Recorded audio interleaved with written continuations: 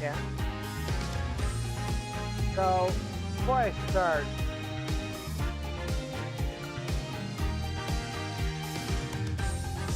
I do want to say something.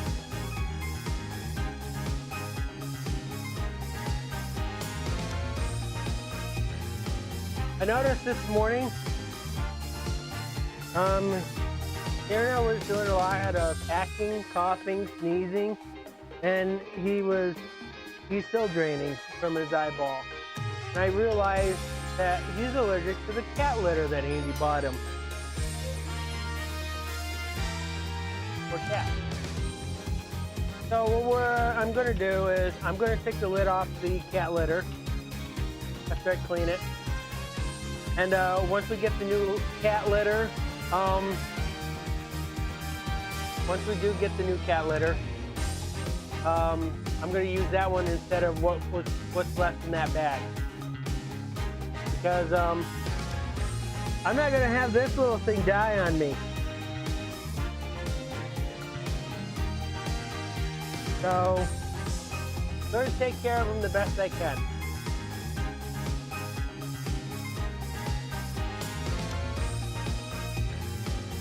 Don't eat my bottle. Hey, don't eat my bottle.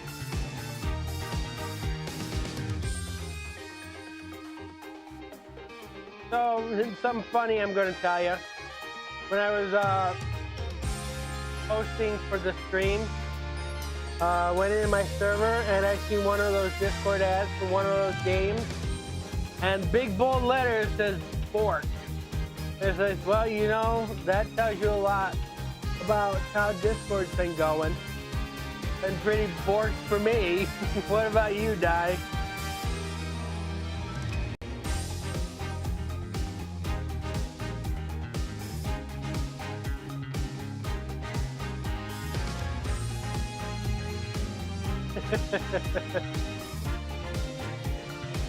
Well, what happened last week, Di?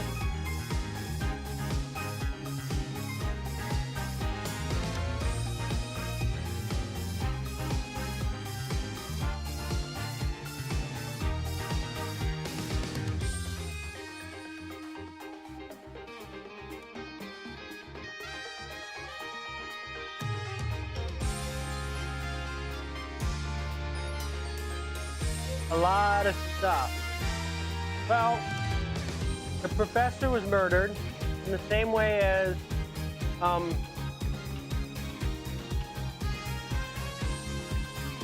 one of the girls' scripts. I'm thinking of her name right now. We met her before in the first episode. Is my mic too loud for you, Di? If it is, let me know. I can turn it down. I can see that it's going way past the yellow. So, it's good.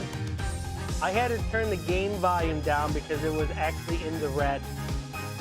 And I'm like, no, we can't have it in the red. So if you can still hear the music for the game, let me know.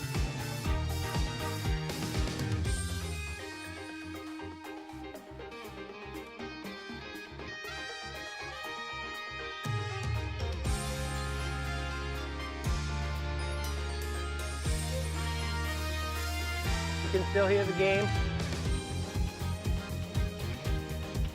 If I sound over the game music, that's fine. I know that occasionally this microphone will hit the red. If it starts cracking, I will lower it. So yeah. Juniper Woods, I just thought of her name, Juniper Woods. She is in the judge class, and she did a script to one, which is on an ad break right now for a minute and a half. But anyways, yes. And she was convicted of murdering the professor in this one. Well, accused, I should say she was accused of murdering the professor in this one. So that's where we're at. We're at the trial right now. And Athena is going to be leading this one. going to be a very terrifying trial. You ready?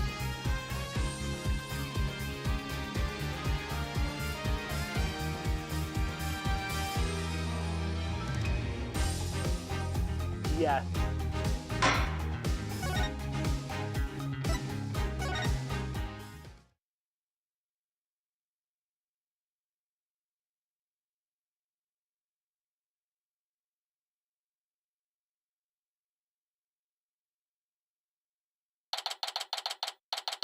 October 25th, 9:47 a.m. District Court, Defendant Lobby, number 3. Before I start, I will wait for this ad to end.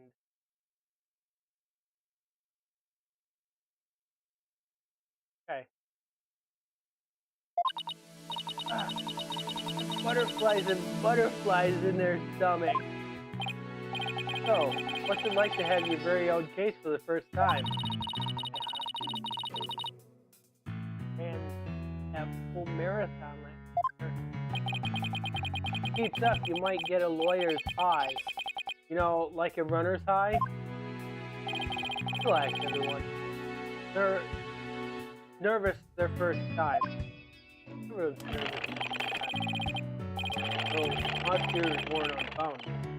After all, today's prosecutor is so terribly stupid and willing to use any means necessary to win a conviction.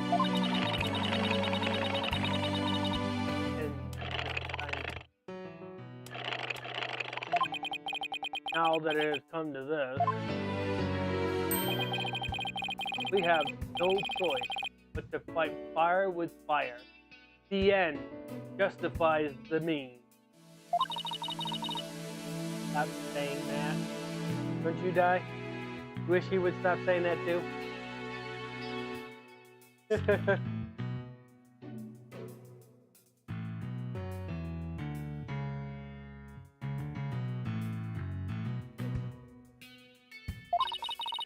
That's your method, Professor. I'm going to defend Juniper in my own way.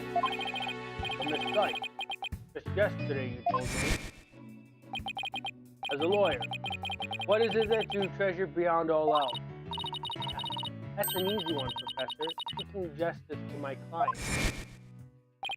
But if this trial proceeds in the same manner and ends in the same way as the mock trial, would you not lose everything you've worked so hard to gain? No. I'll just have to make sure that doesn't happen then, won't I? Why? But aren't you a stubborn one? Oh, I suppose you will have to learn of your own inefficiency the hard way.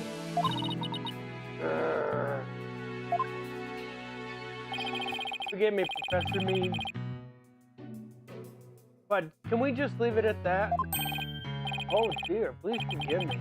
Just, I wish to protect Juniper by any means I can. I do too, but now, if you would excuse me.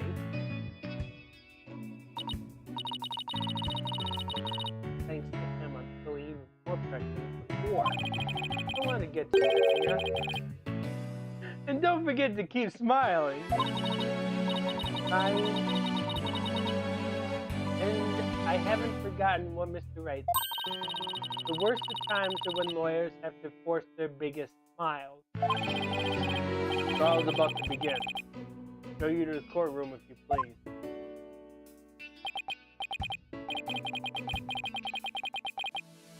Hello. I'm counting you for Athena this time. Who the heck is Athena? Never mind, my tongue tied.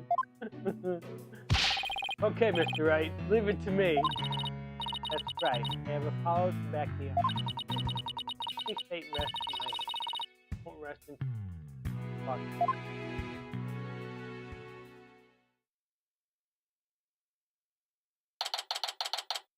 October 25th, 10 o'clock a.m. District Court, courtroom.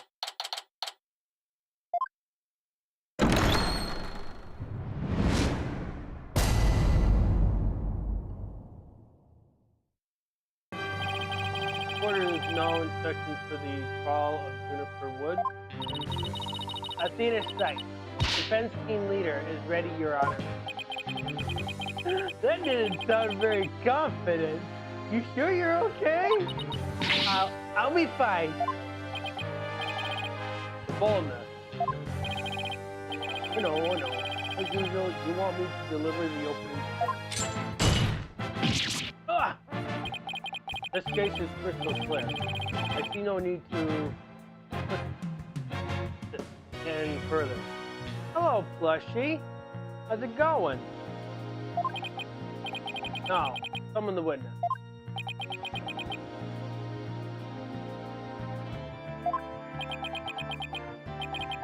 Is there something the matter?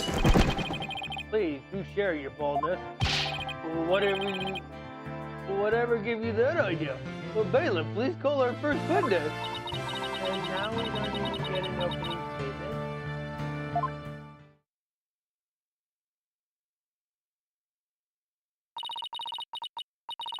Detective Fulbright and Prosecutor Blackwell have become quite...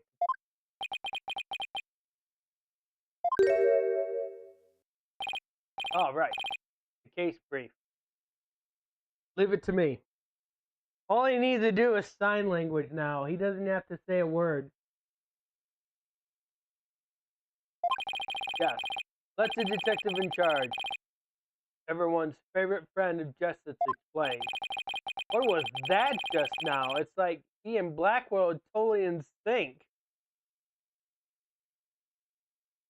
Good to hear. Well, I don't think they're capable of mind melding, if that's what you're thinking. Alright, Detective Fulbright, would you please explain this case to the court? Professor Court's body was discovered on October 24th at approximately 30 p.m. He was murdered with this all. I have here. Victim's blood and the defendant's prints were both discovered on it. All added to the court record.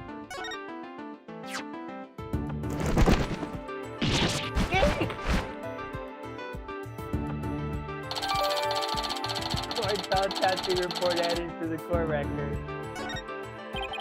Wow, that bird can deliver evidence too? Blackwell has trained him well.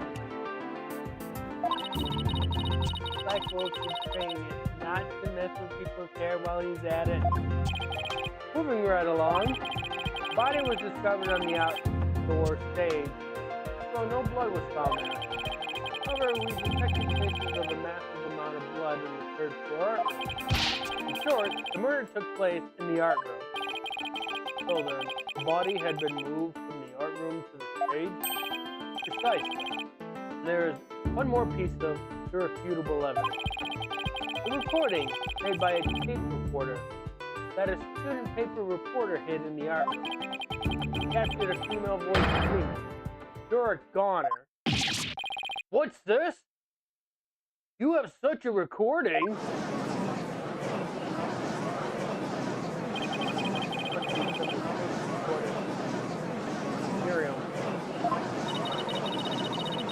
Why is this person heard of a death threat at the moment of the murder?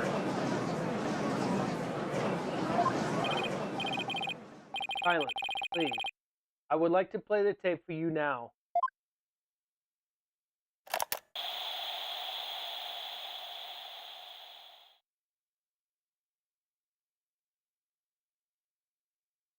You're a goner!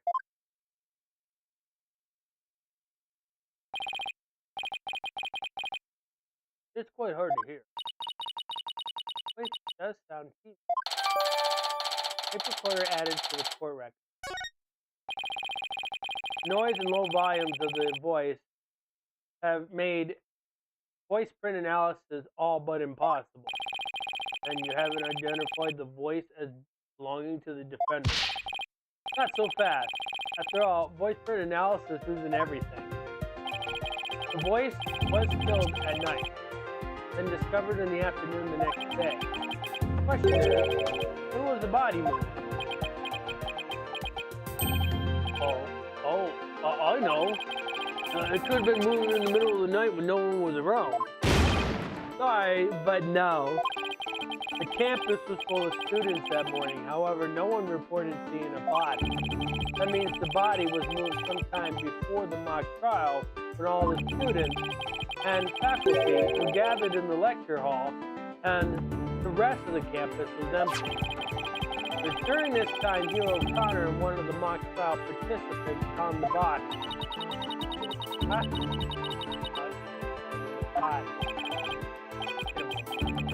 All the students and the faculty were gathered in the lecture hall, then there wouldn't have been anyone who could have moved the body.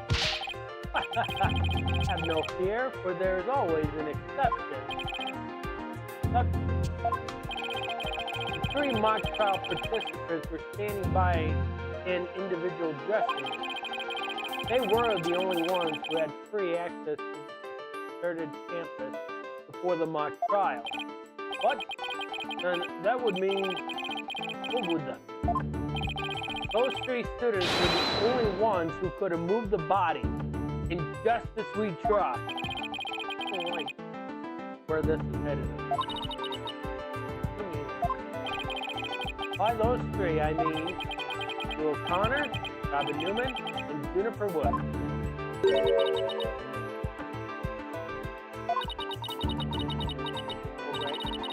Don't say what I think you're about to do. In justice we trust. I take it everyone understands now. The voice believed to be that of the murderer was female. Hotter too, huh? And out of the 3 people who could have moved the body, just one is a girl. That leaves the defendant Juniper Woods as the only possibility. No!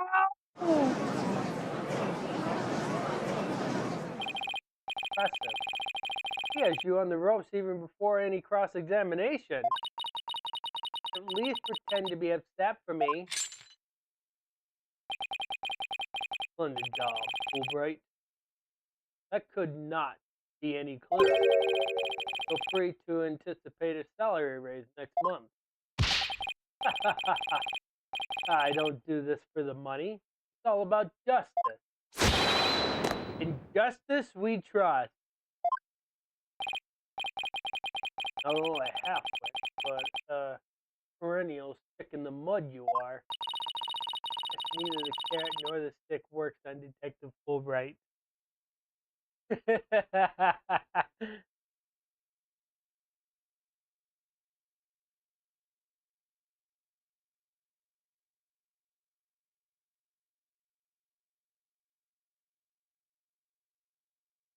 There's a reference in that. And it doesn't have to be a video game reference either. It's a real life reference too. Now, Bela, please bring out our next witness to the stand. Hey, it's the box.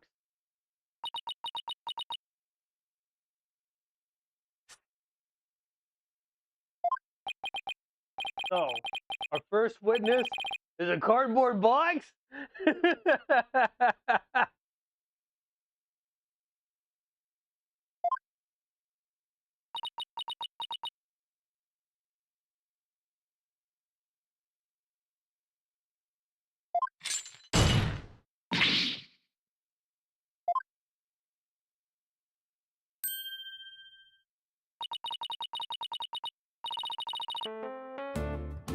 Death mode deactivated. He's trying to be Snake. This is clearly a Metal Gear reference, isn't it?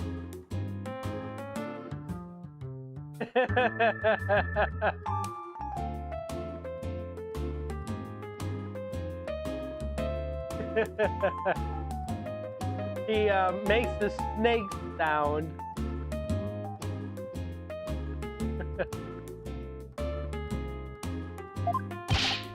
Oh my, the box has hands. The box also has eyes, Judge. And the box can talk! Ah, Your Honor!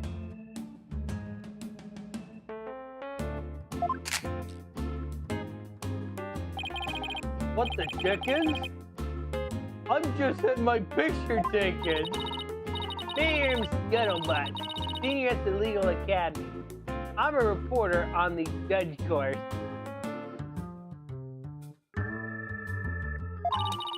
Juniper's been a bad, bad girl. I'll tell you all about her crimes. I asked whether you could come out of the box. How will I get any more scoops if I blow my cover? Well, she would additionally would have to come out of the box if she's going to be in front of the witness stand by law. So the answer is no. After all, covert action is an undercover reporter's bread and butter. Can't tell the judge no either. She would be held in contempt of court.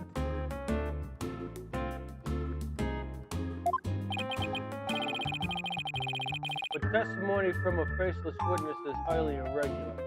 I'm pretty sure it's illegal in Japan too. Former ninja I met in the clink said that exposing those who work in the shadows would pass the test sentence on them. She's a reporter for her school. Oh my, I had never thought of it that way. Well, if it was fair life, I'll make a special exception.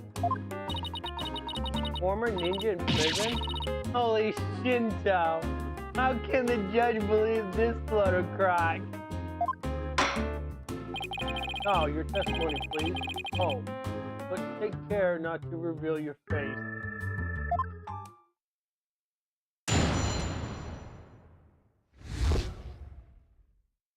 Similarity of the case and the sketch. Murder happened exactly like Juniper's mock trial sketch. Up until the mock trial began, only Professor Court and Juniper knew the script's content. Professor Court suddenly decided not to use the script to spark Juniper's murderous fate. Juniper had to be the killer. She has a motive, and the murderer is just like her script. Well, they ended up using her Juniper's script. The murder is just like her script. Could such a thing be true? Compare her script with the murder case and crime scene photos. Then you'll see. This is so simple. Even an ape posing as a decrepit old judge could understand. Only the victim and the defendant were privy to the script, ergo the defendant is the killer. Furthermore, in the art room where the crime supposedly occurred, this witness script, along with an envelope on which "use" was written, were found. This proves that the accused's script had been rejected the day before the mock trial. He pressed the victim to use her script. Argument ensued, and then the fatal stabbing. That makes perfect sense. What now? Buster Blackwell has all his ducks lined up in a row. Really on a roll now. It's like a pit bull once it sinks its teeth into you. How dare she! My script had it all. And bum rap and phony evidence. Grudges and betrayals. I trust the defense is ready to cross-examine the witness. No problem. I mean, yes, I'm ready. Time to find a hole in her testimony and unbox the truth. I've seen it done over and over. I know I can do this.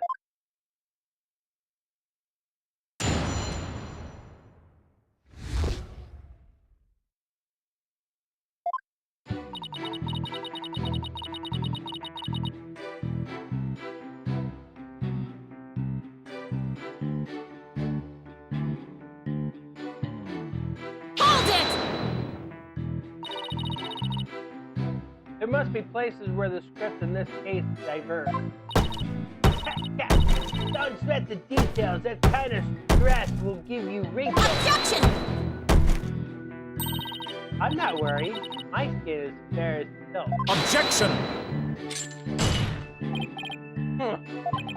Indeed, you are quite fair. Fairly desperate. Objection!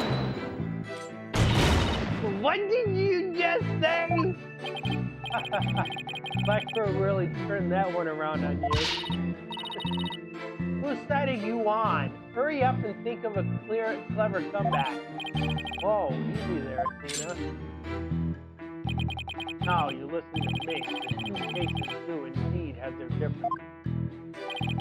For one, the stage hasn't yet been erected in the mock script.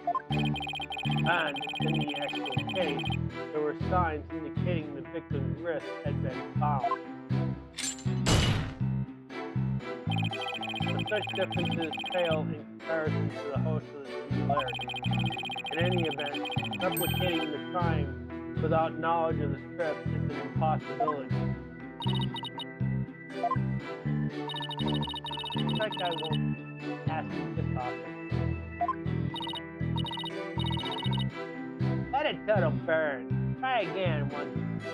Why don't you? Quantum wood.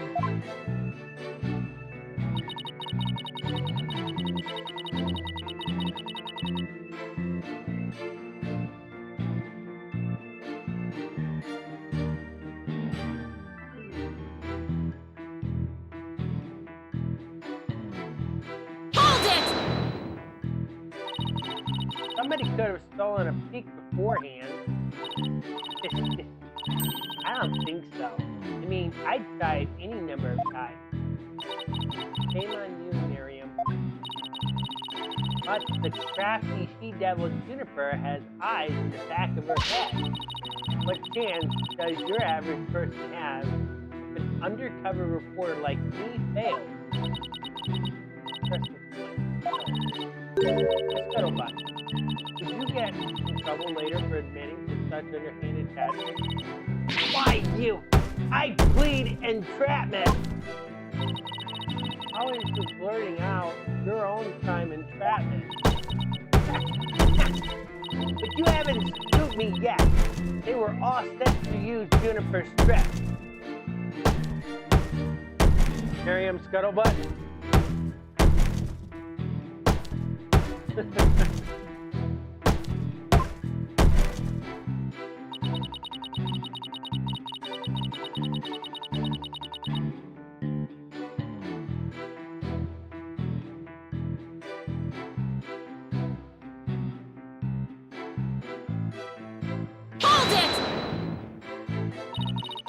How do you know that Professor Court wasn't going to use her script? They're in the art room where the heinous crime took place. An envelope marked used and Miriam Scuttlebutt's script were found. Evidently, the script that was going to be used belonged to the girl in the box over there. It's only natural that my script would be accepted and hers rejected. I introduced all sorts of brand new concepts, including bribery and fake evidence. It was a cutting-edge script portraying a courtroom battle in the dark age of the law. I can't help but feel Professor Court went out of her way not to. Juniper, she used some devious underhanded tactics to get her script chosen. That's why her script and not my masterpiece was used in the mock trial. Here we go, a disgusting box. How's that for an explanation?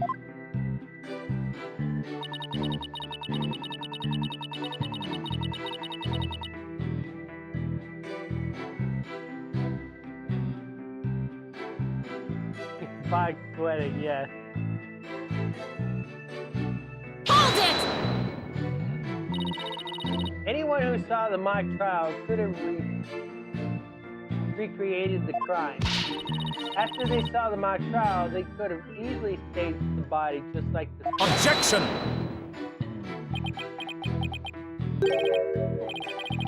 Worry is the trial which pits Hawks against Canary. Objection! What did you just say? If he's so worried, he should try less. I bet that'd save some energy. This is no time for jokes, Apollo. You just called me a canary. Don't let it get to you. At least canaries pick up on things quickly, just like you. I shan't repeat myself, so listen carefully, Dono. Hugh O'Connor discovered the body before the mock trial even began. How could one stage the body as it is in the script before anyone knew its content? Right. Do you even fathom the intricacies that go into staging a crime scene? No, I think not. You have the rudimentary mind of an elementary school child. Elementary school? Part of his testimony shows attorney and Peter Sykes for Luke, the perfect caption. Marvelous. A photo in the newspaper is just the thing to boost your brand. Paper? Seriously? I believe you pressed the witness more than enough, Miss Sykes. Now, do you see how clear-cut my case is? Take it now, and in that fair, desperate mind of yours. Etch in deep so you may never forget. No! No! My arguments get thrown back in my face. It wasn't supposed to be like this. What am I going to do? Athena, you should just about have all the answers you've been looking for now. Huh? Think about it this way. The killer knew the details of the mock trial. Did they really commit the crime in the exact same way? Don't follow. Try to place yourself in the killer's shoes. I bet you'll discover an inconsistency if you do. Ah, I get it. Thanks, Apollo. The scuttlebutt. Just so we're clear, you're claiming that the killer intentionally made the crime scene look just as it was in the script, and that it is beyond the shadow of a doubt not a coincidence. Is that correct? No, duh. After all, just more evidence than Juniper's evil devil ways. Objection!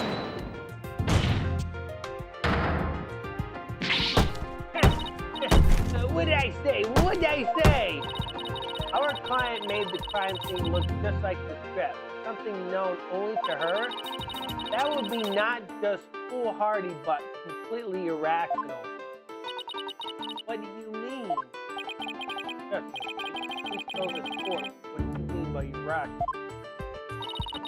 It wouldn't make any sense for Juniper to mimic her own script on purpose because it would.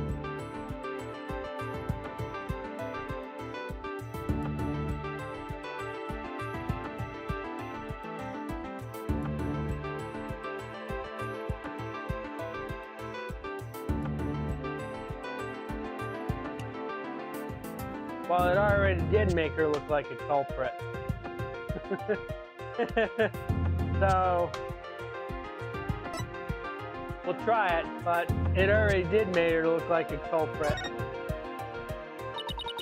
The murder scene was the same as it was in the mock trial script. That in of itself is irrational. What's wrong with them being the same? Just like, care to explain what you mean? Okay, let's say for argument's sake that Miss Woods is the killer. So then, what reason would she have to intentionally make the actual murder mimic her own script? That's easy. She was admitting that she was the... That's right. If she had really done that, it would have been like proclaiming to the world that she was the killer. So what we actually have here is evidence of someone trying to frame our client.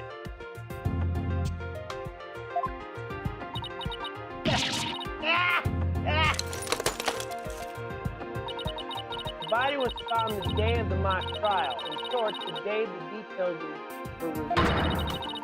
So it would have completely inconceivable for the murder to go exactly like the script.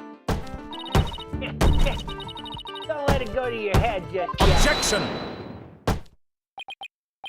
Would seem Justice Sono's comrade at arms has finally drawn her sword. However, the blade is dull, and it shall remain so until you master its use. Enough of the stupid sword metaphors already. There is a perfectly good reason for the inconsistency of which you speak. Reason? What reason? Must I speak out everything? You are what people today call high maintenance. The accused had intended to stop the mock trial. In that event, area soul would have been the wiser to similarities of the case. Objection! No, the mock trial would only stop after the body was accidentally destroyed. Objection! A witness here had also been. In fact, she was led to our dearly departed professor by the accused herself. What? The scuttlebutt saw the body too? Precisely. The discovery of the body, the mock trial ought to have been seen. Wait, so you didn't call the police? Oh, I kept it a secret for my big scoop. You can't do that! I made her pay long and hard penance for her sin. Not my little box top. Compared to the work of a war correspondent, the sheer terror of that was... Ah! Gee, I wonder what the twisted samurai did to her. Block off all the holes in her box and spin her like a top while Detective Fulbright cackled in delight. You spin me right round like a record, baby. That sounds more nauseating than scary. Enough jabbering. Witness, continue your testimony. Sure, Mr. Samurai. I'm ready to finish off the she-devil.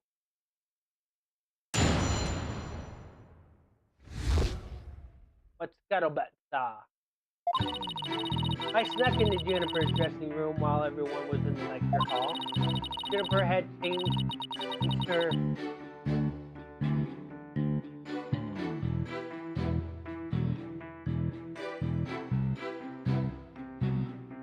Excuse me. Juniper had changed into her stage costume. I asked her, "What are you doing?" But suddenly she fled into the hallway as if she wanted me to follow her. Follow her all the way to Professor Court's body. She led me right to it. I'm positive it was Juniper because she was wearing the costume that she had made. Hold it! Why did you withhold such key testimony? Yeah. What's that supposed to mean? Tina, you haven't even started your cross-examination. I know, but her testimony points to her as being a potential suspect. Well, I don't think Prosecutor Blackwell is... Oh, wait. I bet he's already thought of that. The witness left the lecture hall to sneak into Miss Woods' room before the mock trial. That means she, too, could have moved the victim's body. And the prosecution's claim no longer has any ground to stand on.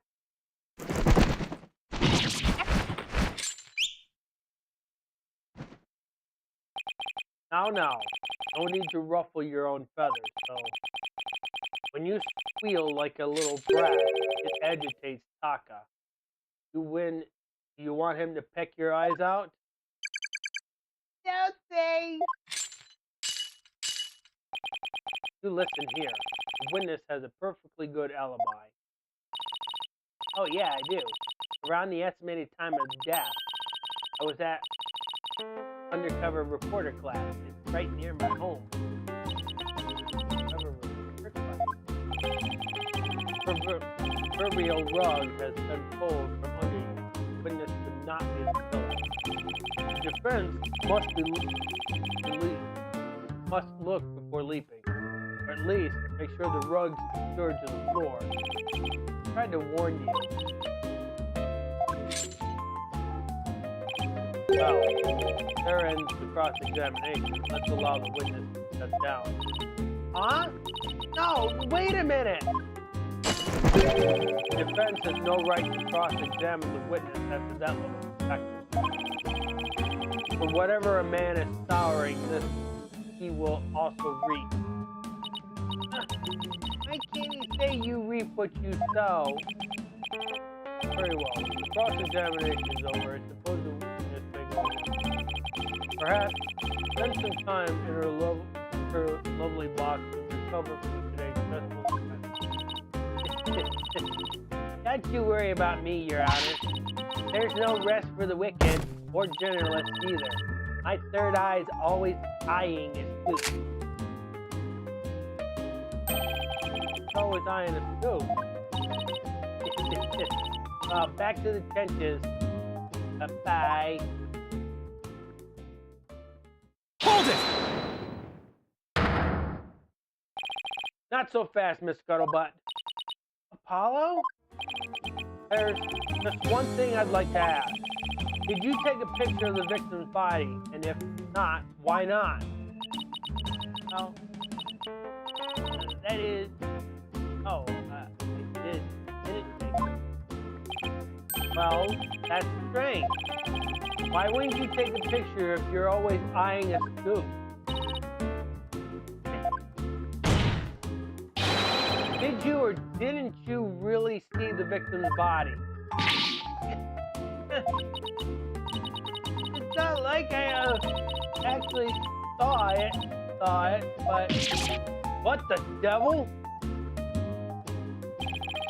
Did you hear that, Your Honor? The witness didn't actually see the body. That completely overturns the prosecution's claim that the witness was led to it. This is why Apollo has experience.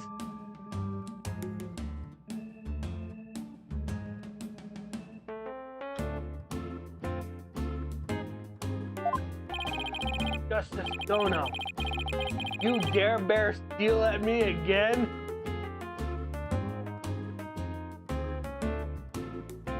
Black Hole tried to pull a fast one on Athena and it didn't work on Apollo. He forgot he was dealing with two birds instead of one.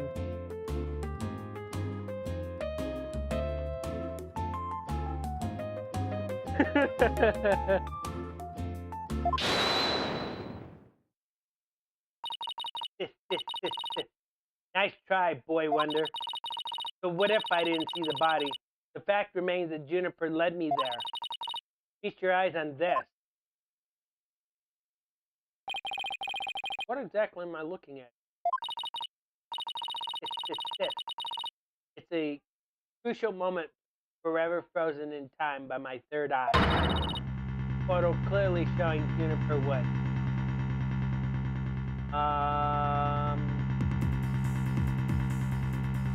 It clearly shows Juniper Woods. Di, when you hear the phrase, it clearly shows somebody, what are you thinking?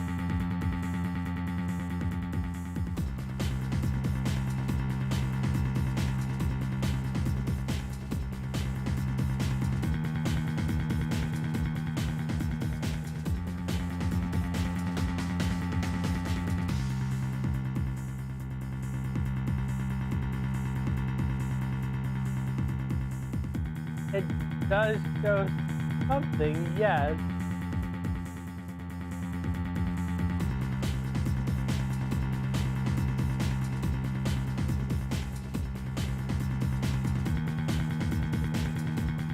You're right, it does show something.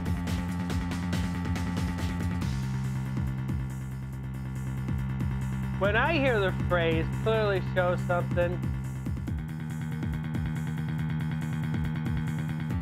you're right. It doesn't clearly prove that it's her.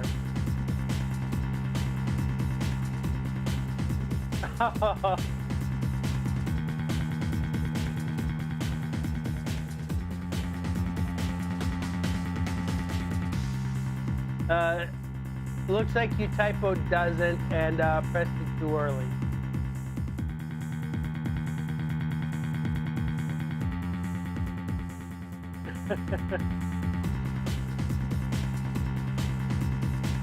That's because the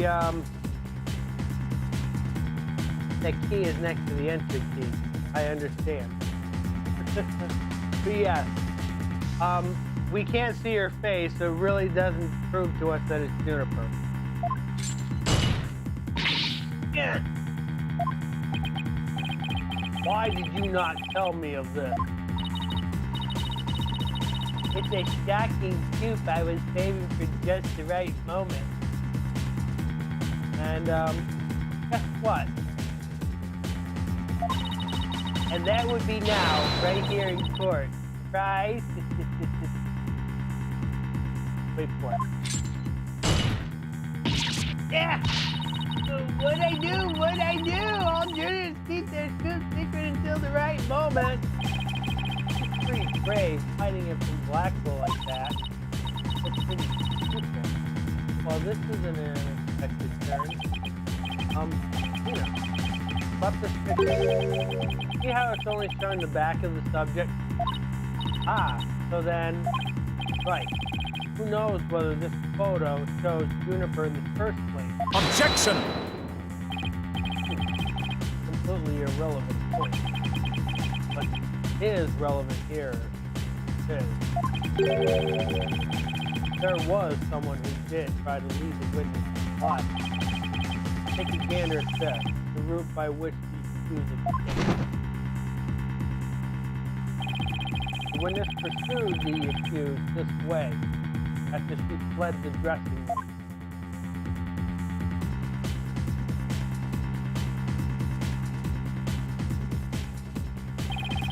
The accused descended to the first floor and escaped the squad.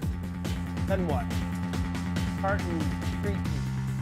Andy, can you turn the dishwasher off? And I tripped and fell, caught my knee on my own box.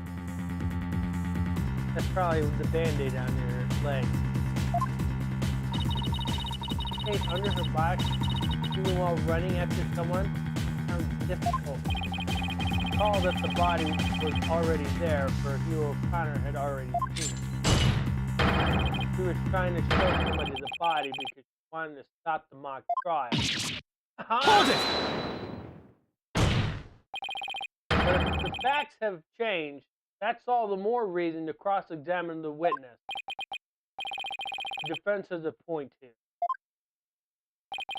Very well, you may proceed with your cross-examination. Seems Justice Tono has paid you pretty little hiding it. For now, at least. You. Guess I pulled that off somehow. Thanks, Apollo. You're a lifesaver. Incidentally, I compliment the witness for her very fine box. It's primo cardboard, lovely selected for among many. Tell another lie or hide another fact from me, and I shall put it to the torch. Please, anything but that. I think it would be more eco-friendly to recycle it. That's just me. Hello, Miss Knight. You may cross-examine the witness.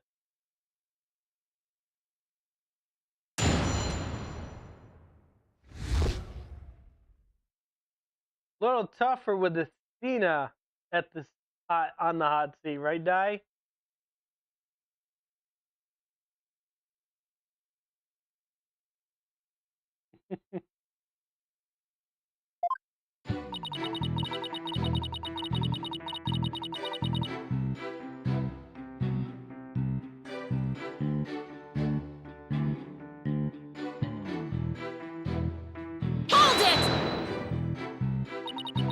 You said you snuck in, but why would you do something like that? Because if I got a big scoop on Juniper's club membership would go through the roof. Right now the newspaper club only has one member, me. The club's history once I'm gone. So the Themis Herald's brand recognition is a matter of life and death. For me, maybe questions, but your motive is surprising. No. Extra, extra! Students seeking the thrills and chills of expose journalism report to the club room. Has been a paid advertisement. Anyway, where was I? Huh? Never took Miriam for such a go-getter.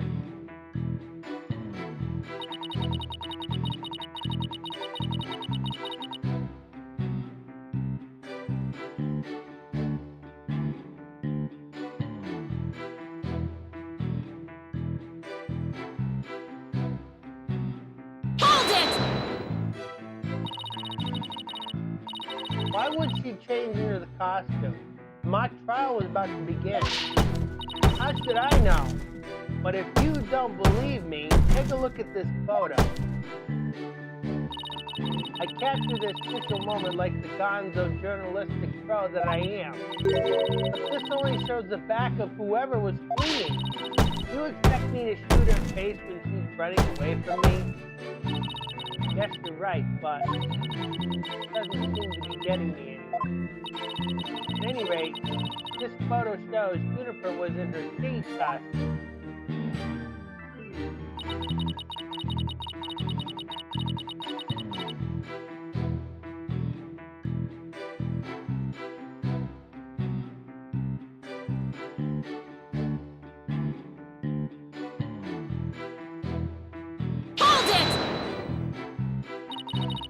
That doesn't mean you had to chase her. Call it a journalistic instinct. I see something fishy, I go after it. But you never did catch up to her, did you? True undercover journalist gets up and stops off when you stumble. Did you fall during the chase and you tripped on your bot? A true undercover journalist is always ready to stumble over a great story. There are a lot of holes in your story, or is that just the scuttlebutt brand of journalism? Yes. A true undercover journalist always prevails against her adversaries. I follow her all the way to... I already read that one. I don't need to read that again.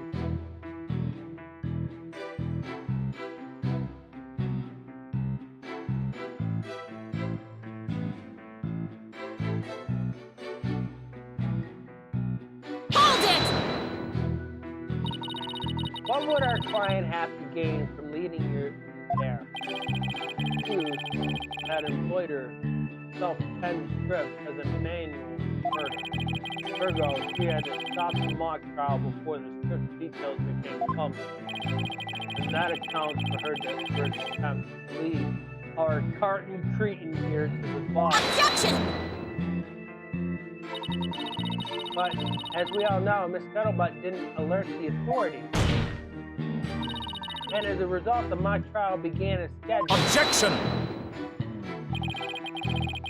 The issue here is not whether it was, in fact, halted. The fact remains that the accused is trying to lead the witness to the body.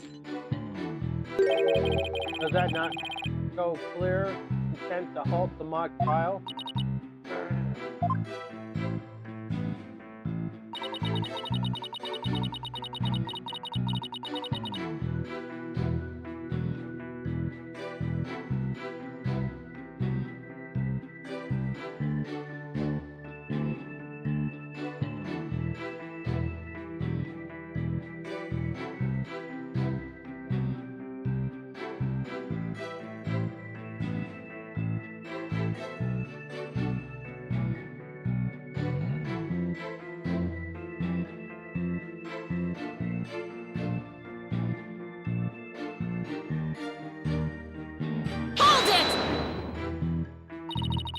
You say it was our client because the figure you witnessed was wearing her costume?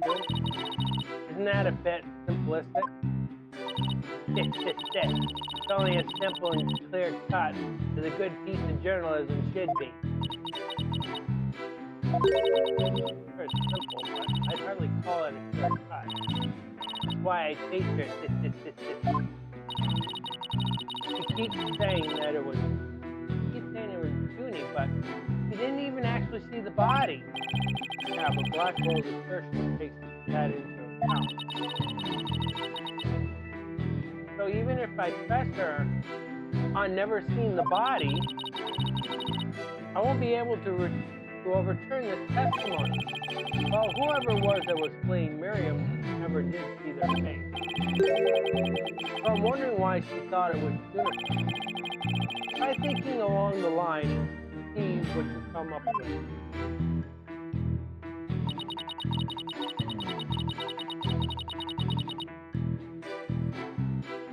This one should probably be easy to figure out.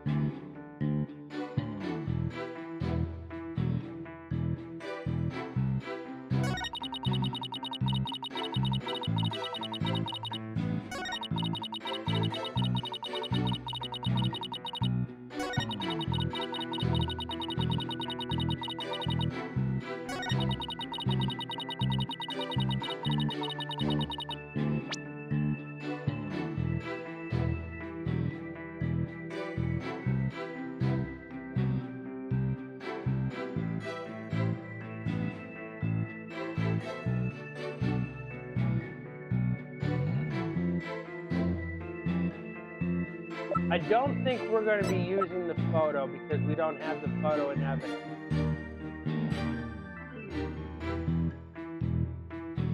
Because you don't have the photo here. But there is something that we can use for this statement.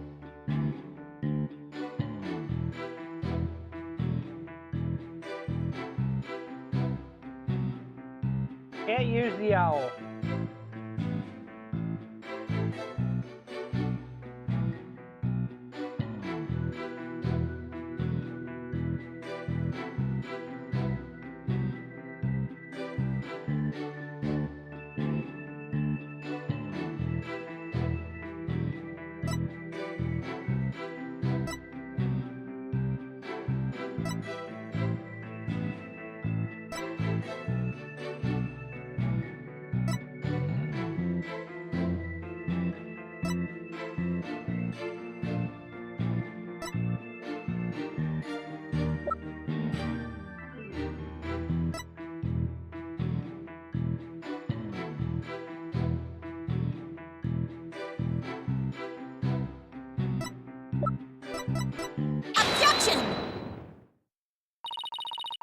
The scuttlebutt's sole basis for identifying our client as the figure in this photo is the fact that it shows someone in Miss Woods' stage costume.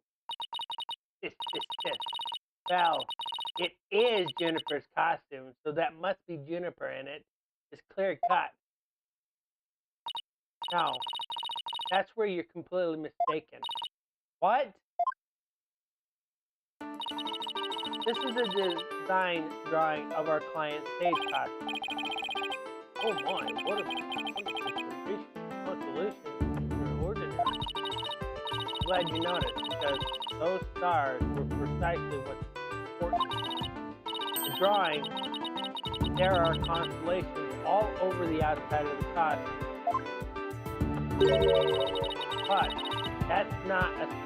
But there's not a single star on the costume photo. Oh, does that mean, what exactly? Your Honor, there were no other blue costumes at the scene. Leads me to believe that the figure in the photo was wearing our client's costume inside out. But why would Miss Wood make a mistake like that? Well, it's not really a matter of why, but rather who made the mistake of putting it on inside out. Wait, you're not suggesting a Right. I'm glad you're catching on. The costume designer wouldn't put her own costume on inside out.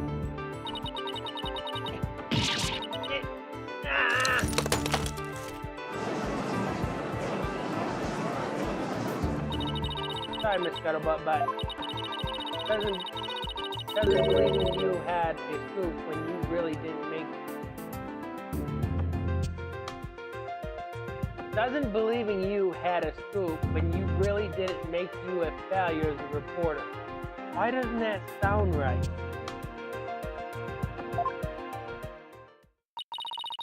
A failure as a reporter?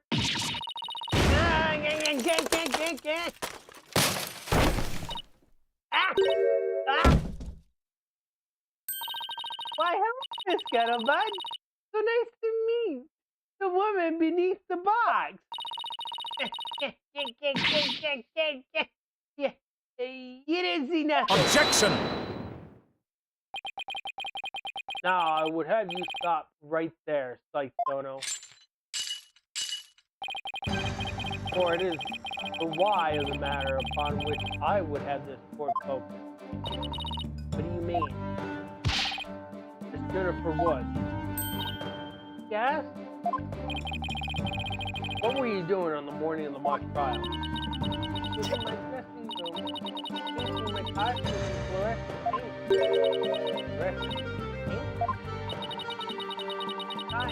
Trying to see stars on the costume. I was working to make the costume similar like that by painting inside fluorescent. What's that again? Alright. Did your costume have cavities? Not fluoride, fluorescent, as in glowing. Paint would make it glow in the dark. Yes. You applied that to the inside of the costume. I had to try for a while because I heard it takes a long time. So I put the costume on my mannequin inside out. Inside out? So then, this is a photograph of the inside out costume taken in the dark. You can see there is a heavy layer of paint over the entire inside surface. If someone were to properly don this costume in this paint, wet paint would get all over their body. Like yes, I believe it would. See, there goes the costume was worn the way it was, not by anyone's mistake. But because this was the way it was on the mannequin inside out. Ah! Owing costume photo added to the court record. Figures he would have a photo. Did we just fall into his trap? Yeah, I bet Blackwell had it all planned out. So I think you should give this photo a nice long look. Please tell me you found something that doesn't add up. Check out the chest area. Kinda looks like handprint. Hey, you're right. But Jennifer would know better than to touch it while the paint was still wet. Objection! I believe the term to describe your thought process is wishful thinking. After all, if master painters make mistakes, why not a ranked amateur such as... Objection! So basically, you're saying my claim requires evidence to back it up? Evidence? That shouldn't be a problem, right? After all, you've come this far. Thought it was true, though. What? You mean you've just been bluffing? What did you expect me to do? I'm sick of losing to this guy. Right. So there's only one thing left to do at this point. And that's to present some evidence. Pronto.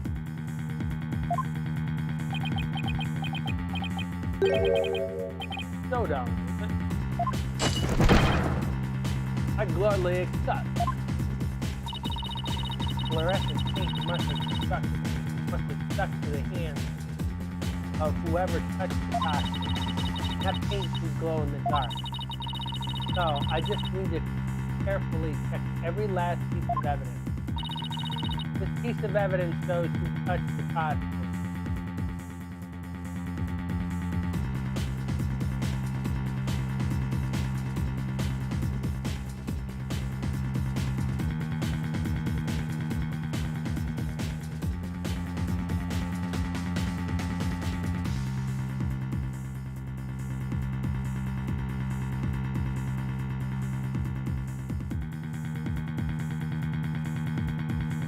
Let's see. Weapon used to murder, constant sport, her blood was found on it along with. It doesn't say anything about the it having fluorescent paint on it.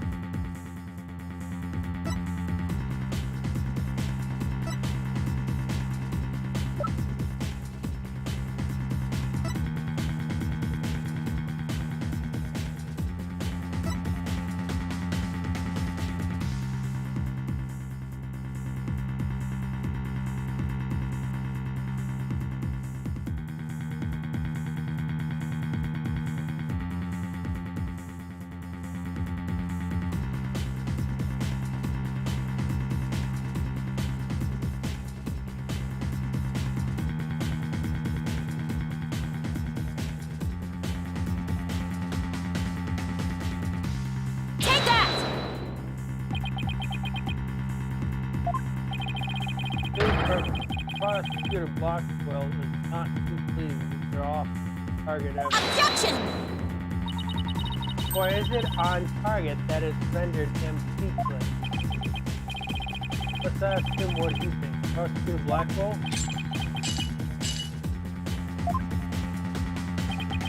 As I thought, my intuition suspicion was correct. No, I'm speechless. Please, I think I've got it this time. Fluorescent paint must have stuck to the hands of whoever touched the costume. That paint should glow in dark places. So, I just need to carefully check every last piece of evidence. Okay, so we're going to look at details. No fluorescent paint on that.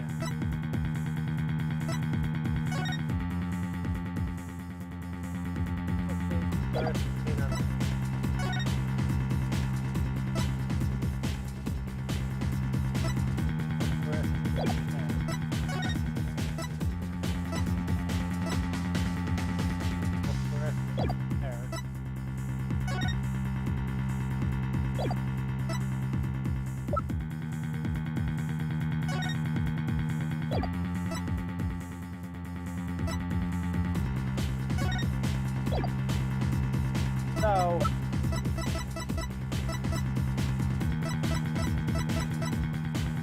we're looking for something that has fluorescent paint on it.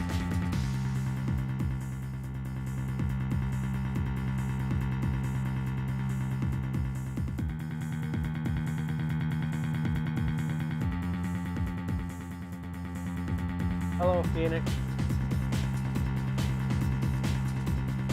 Thank you for the raid. You can also talk to Andy to help.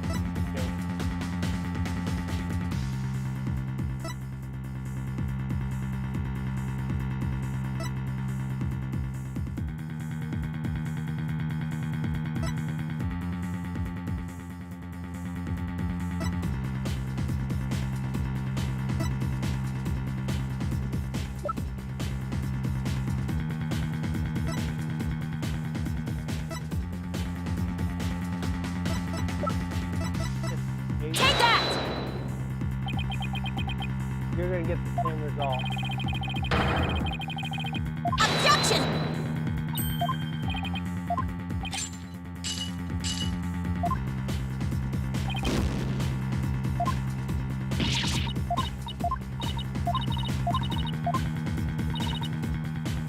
Okay, so 2 strikes.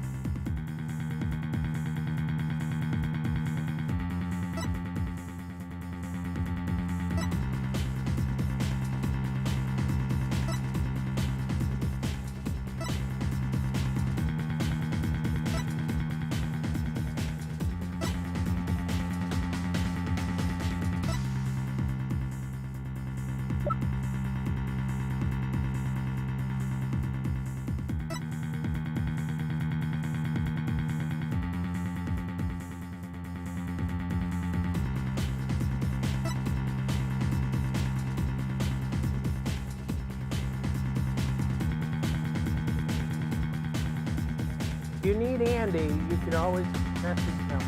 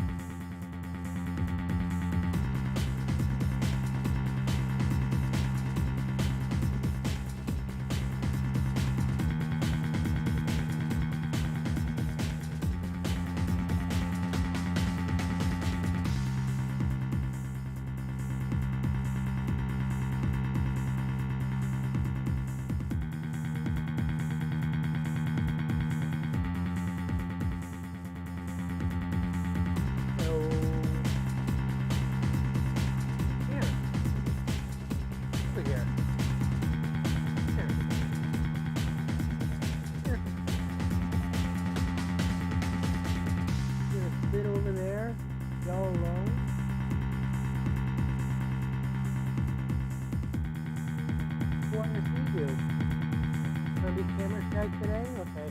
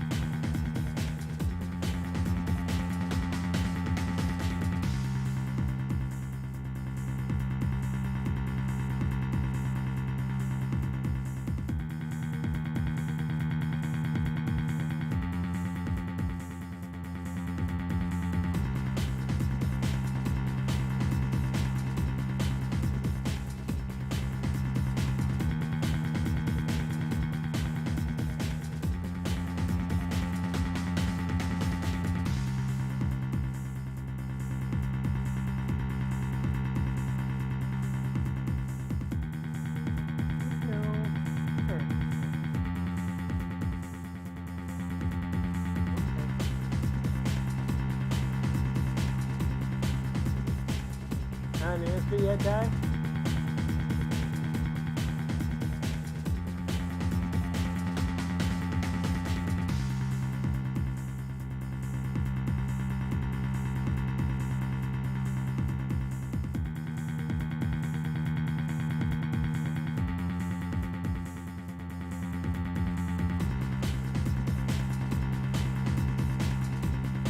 Oh, he's looking. Tell him it's the second testimony it's settled by.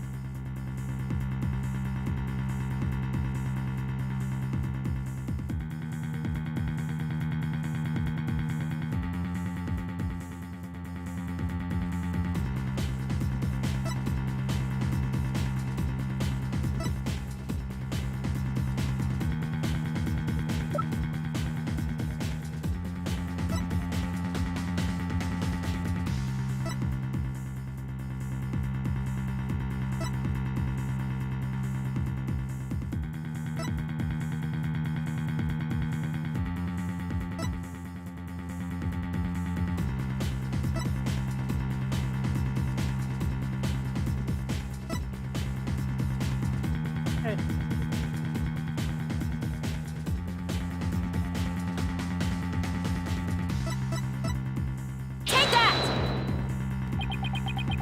That one's not right. Objection!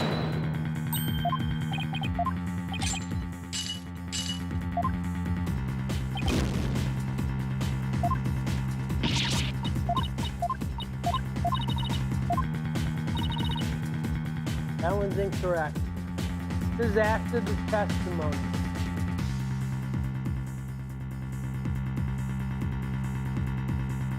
After the second testimony. So that was incorrect.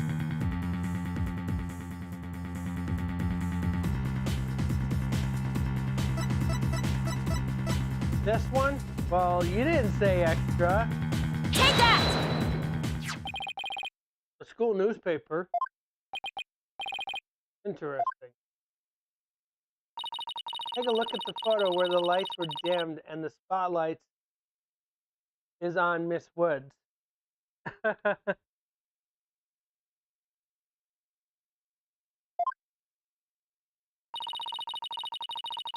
Observe Mr. Newman's hand in that photo as he stands at the prosecutor's bench. As you can see, it's glowing, just like Miss Woods' fluorescent paint. It is glowing. Quite brightly, I might add. But why would he put fluorescent paint on his hands for the mock trial, you may ask? The answer is he wouldn't. Not on purpose. He got there when he put the costume on. Oh? That means what again? It means the figure photographed in the costume was not our client Jennifer Wood. It was her classmate Robin Newman. Bond?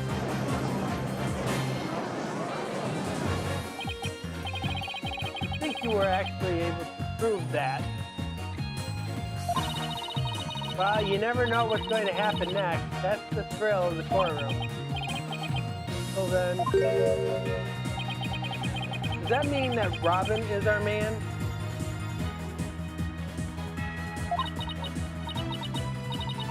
Oh, that's certainly how it looks. Very well. Robin Newman is. He is here in the gallery, I trust. Show yourself. I challenge you to a duel.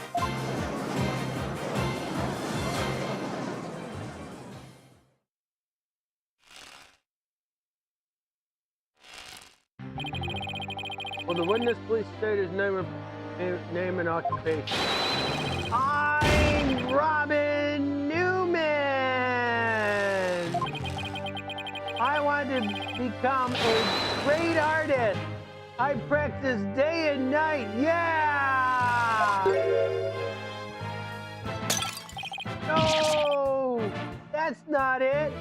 Art's gotta be sincere, man. Go for occupation. Who will put you down? Budding artist? No! Name is Legal Academy. Senior. Prosecutor course. The brace is proof of my masculinity. I've been training to be a prosecutor for 18 years. I assume you will be cleaning up the pottery you smashed before you leave today. Oh, man!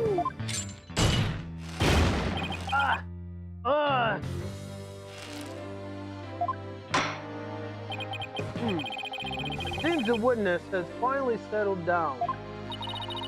I guess not in case of the judge after all these years. You may proceed with your testimony, Mr. Newman. Specifically, the court wishes to hear why you had fluorescent paint on your hands.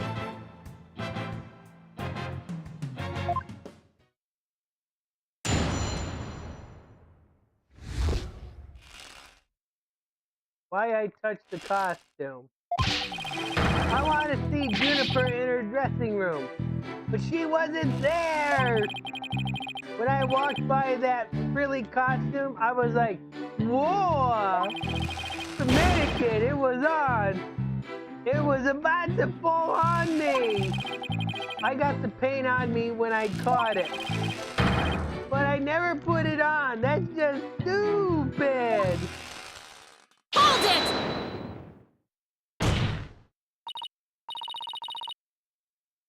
Your Honor, I recommend a therapy session for the witness.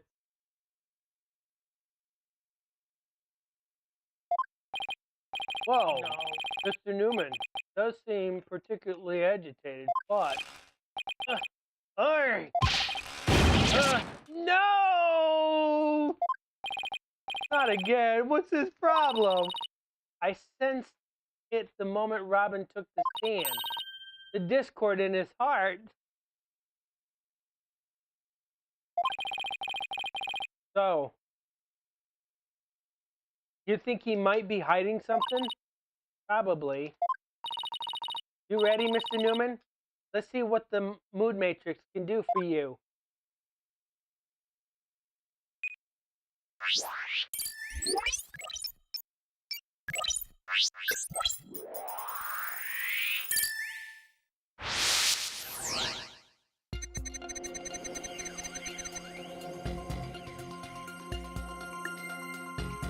I went to see Juniper in her waiting room, but she was not there. When I walked by this frilly costume, I was like, whoa! Mannequin it was on, it was about to fall over. I got the paint on me when I caught it. I never put it on, that's just stupid. Okay, so let's go back to the beginning of this. Take a look, keep an eye on the mood. So, okay, so we got nothing here. So, this is not gonna help us. This seems like a normal one because, he's surprised that she's not here. Now we're here. The surprise is okay. What else is odd?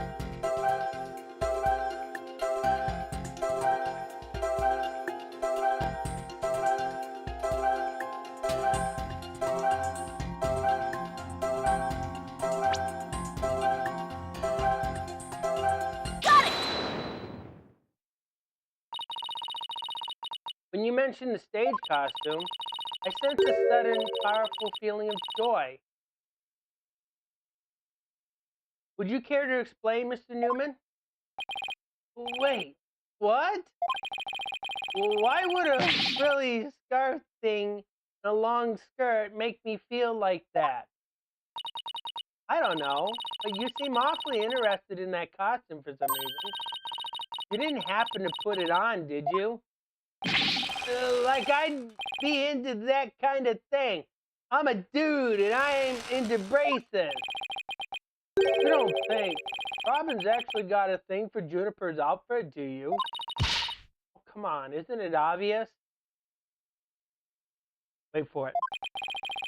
You're enjoying this a bit too much, Athena. No way, man!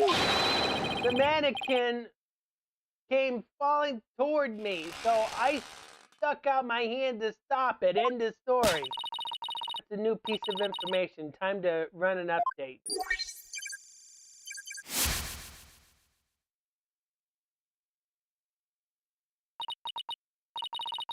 Even after that update, something just doesn't feel right here. Do I have anything that could prove his statement contradicts what really happened? You do. You know what it is, Di?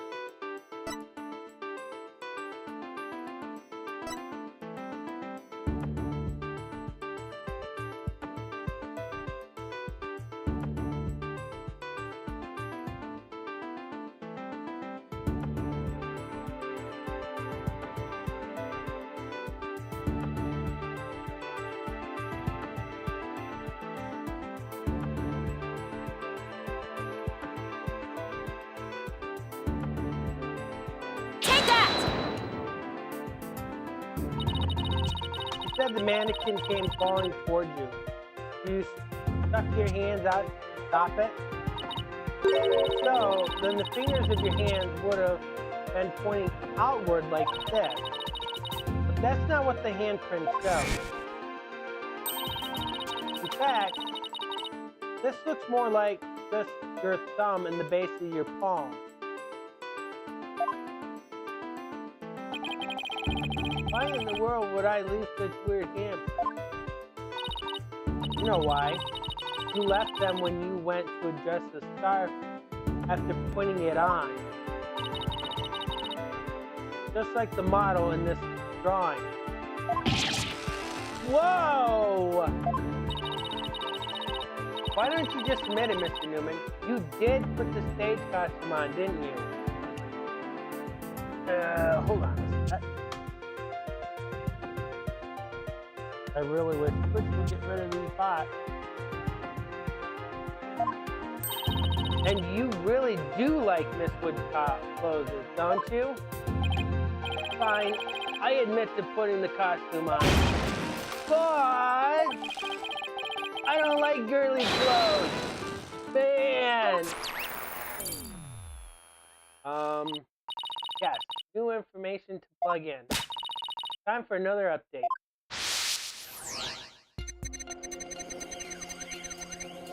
I snuck in knowing the costume was in there. My heart was pounding, even though I'm a guy. Okay. We understand the happy and the surprise, but what mood stakes out here?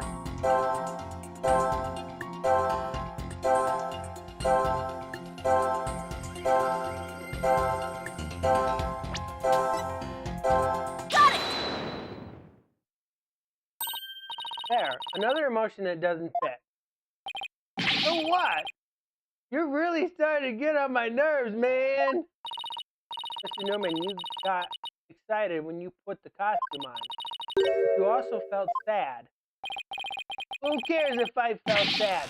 It's no big deal. Okay, Mr. Newman. Out with it. Why did you feel sad?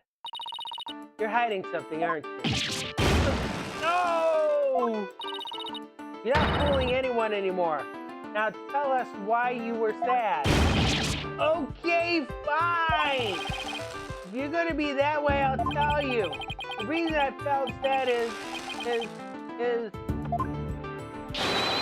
no matter how much I dress up, I'll never be as pretty as Juniper. No offense, but his habit of shouting at the top of his lungs doesn't exactly help. No, that's not it! I totally own those girly clothes. I should have been totally pretty. But there's something that keeps getting in my way. Wow, that's a whole lot of anger and raw emotion right there. His heart is crying out in pain. His emotions are out of control. Out of control emotions? We saw those during the Nine-Tailed Veil incident. So all we have to do is find the source of his uncontrollable anger, right? Right. Help me look for conflict between his statement and the images we see. If we can find that, we can wrestle him away from whatever's tormenting him. Mr. Newman said that there's something getting in the way of him being pretty. Something that doesn't go with girly clothes. But what could it be? Fine, I'll testify, man.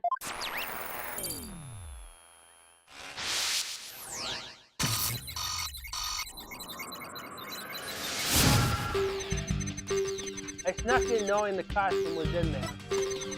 My heart was pounding even though I'm a guy. It's true, I felt a powerful feeling when I saw the long frill scarf. I admit it, I wore girly clothes.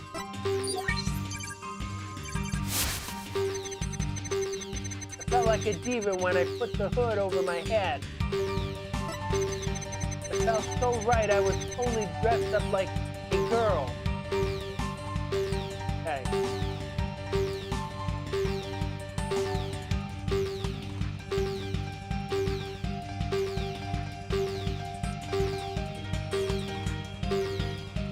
There's the statement.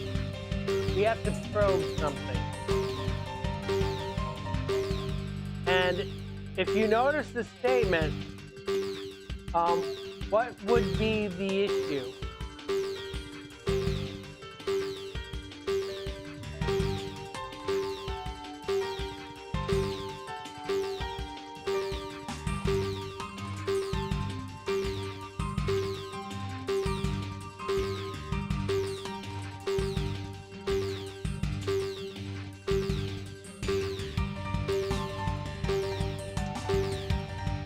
Be pretty easy. Just look at the statement. So let's go back to the first one. Snuck in knowing the costume was in there. Okay? My heart was pounding even though I'm a guy. It's true. I felt a powerful feeling when I saw the long frilly scarf. I admit it. I wore girly clothes. I felt like a diva when I put the hood over my head. It felt so right, I was fully dressed up like a girl. What's the issue?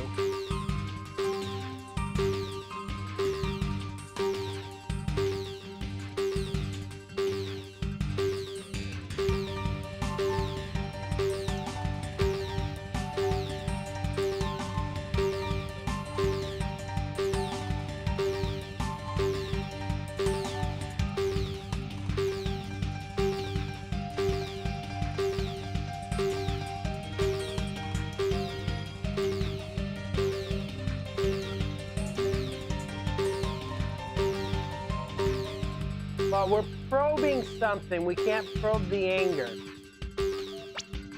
So there's something that we have to probe, okay?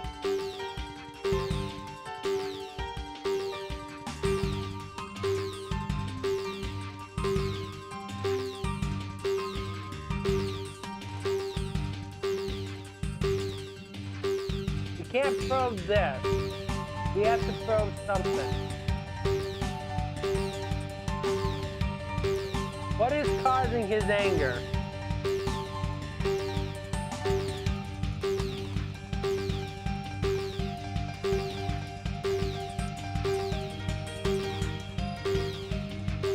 Nah, I think it's the brace. The costume isn't causing him the anger because that makes him happy. What's causing his anger would be more the brace. Got it!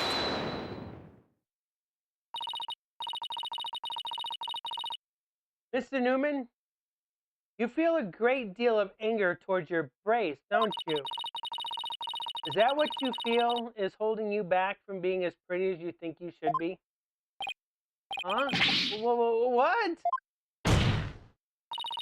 Mr. Newman, the truth is, you really wanted to take that brace off, don't you? No way, man. This is a symbol of masculinity. I could never take it off. Is it that you can't take it off, or is that you don't want to take it off? Man, I should have kept my big mouth shut. This is really weird. He exhibits intense anger towards his brace, which he calls a symbol of masculinity. But he can't take it off, not even when he's trying to look pretty. What could be at the root of this complicated relationship with his brace? I have a feeling we're on the verge of uncovering it. Earth-shattering secret. Tina, you okay? It seems Robin is still hiding a secret, a big one. Bigger than the fact that he's secretly jealous of Juniper's look. Yes, at least I think so.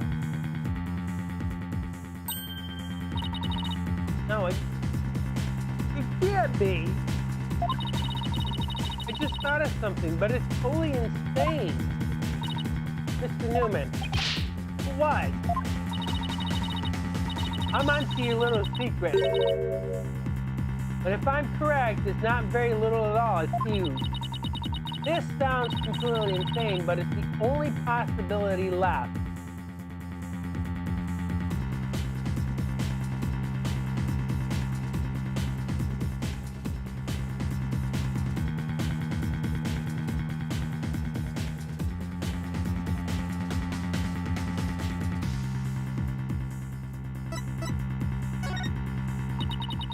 Mr. Newman? Or should I say, Ms. Newman? You are and always have been a girl. What? Have you lost the plot, Athena? No. I'm completely serious. I don't have any direct evidence, but that's what Robin's heart is shouting out loud and clear. Hold it! I still think you're totally lost, Sid. I mean, Robin reeks of testosterone. How could he possibly be a she?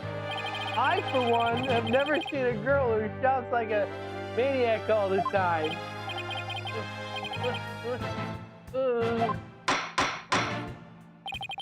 I've seen plenty of witness in my day, but if she's a she, then she's the most convincing actress I have ever encountered.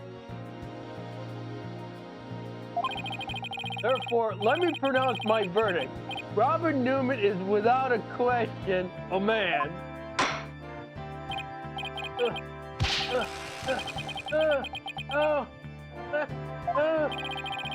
You are now truly Justice Sono's equal in one area. You are just as equally insane. Never in the history of this planet has there been a finer specimen of this masculine pair.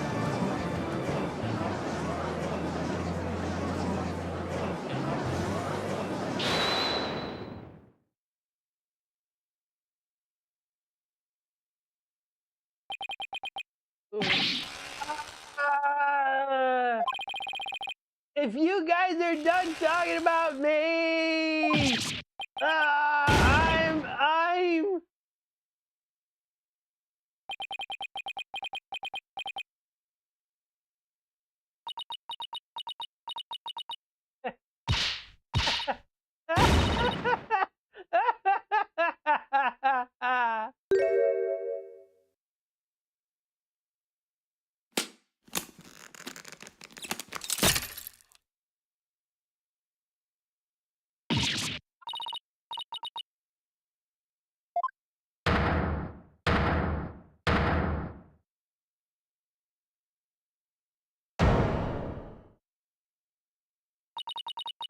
Sykes?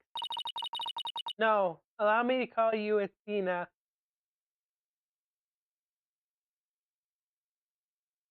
When this was first released, this was a bombshell when people came to this case.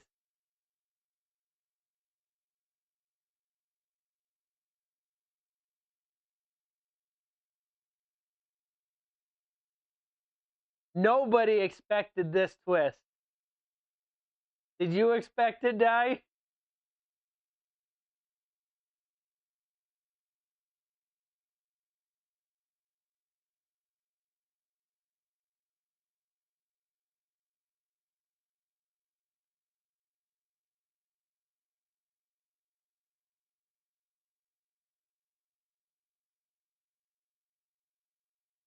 I can probably guess no.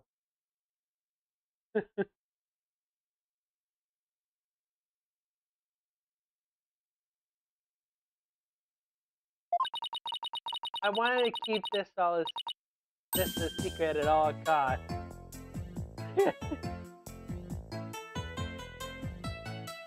But no. What was your first thought?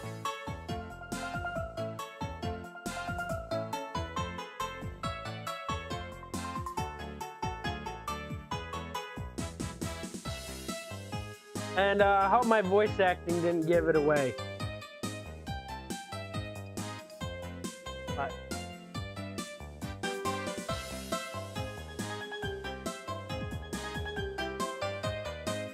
how he looked.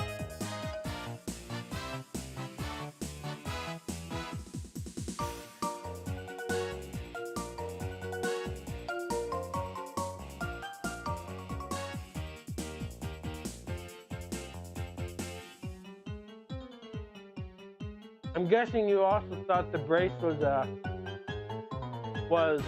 odd too.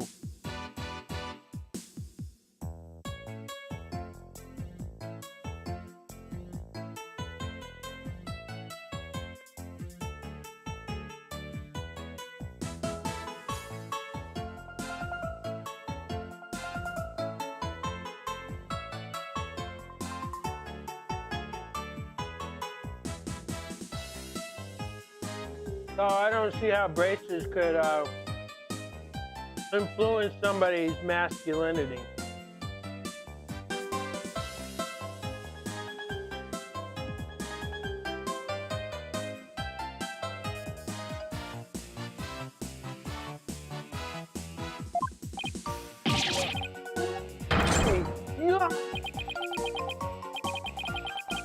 Dude, surely this must be some kind of jest. The whole courtroom is surprised.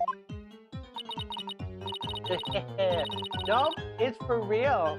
I'm a girl, body and soul. If you don't believe me, I'll give you a little P-E-E-K.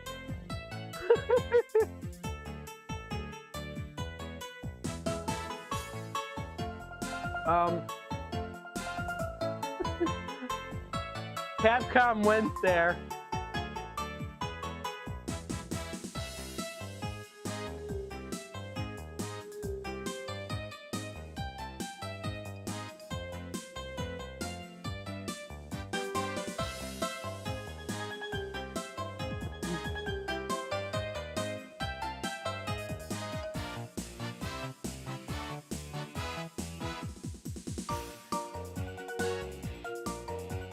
So I don't think The courtroom is the best place to have a PEEK.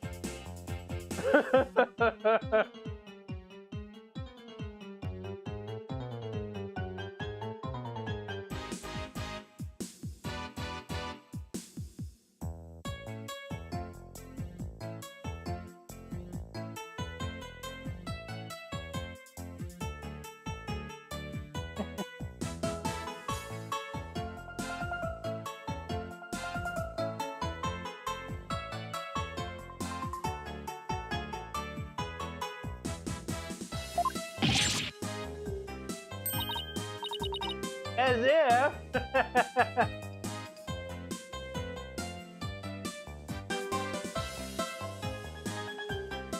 So I bet somebody would have loved to have that PEEK. What an amazing transformation! Well, all the Discord is gone. The image is now complete.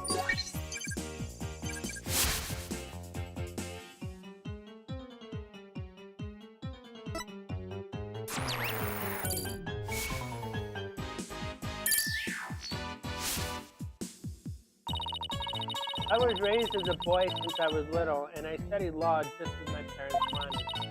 Now, this living lie that had me pinned to the ground is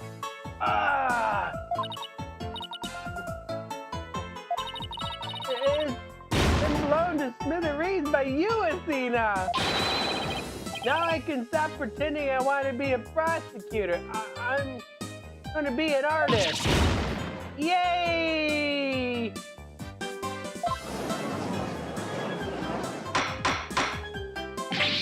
Order! Order! What a shocking development! He really did turn out to be a she! Why is everyone looking at me like that? I feel like a movie star or something. But no paparazzi, please. I have value. I value my privacy. O-K-A-Y? No pics, you'll regret it, man. Am I just imagining things? Or is Robin even more hyper now than she was when she was a he? I don't know. Maybe it's because she finally got her troubles off her chest, literally. This is all well and good, but does he, being a she, actually change anything? The fact that the witness is actually a girl does change, because this is now a piece of evidence that we must reevaluate. Very well, let's see what the defense has for us now. What piece of evidence must we reconsider now that we know that the witness is a girl?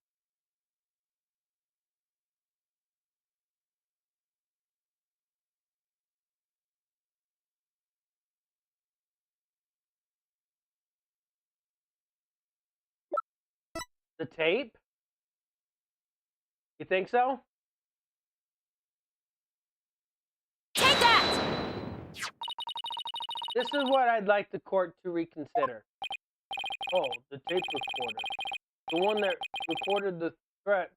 You're a goner? That's right. And we have already established that it's a female voice in the recording. Of all the students who could have moved the body before the mock trial was to start, our client was the only female if you exclude Miss Scuttlebutt because of her alibi. And that is why the tape recorder made our client the prime suspect. Oh, so then, that's right. The witness just revealed that she's a girl. Therefore, if we are using the voice in this recording as the basis for hurling accusations, this witness must be labeled a suspect too. Oh, no!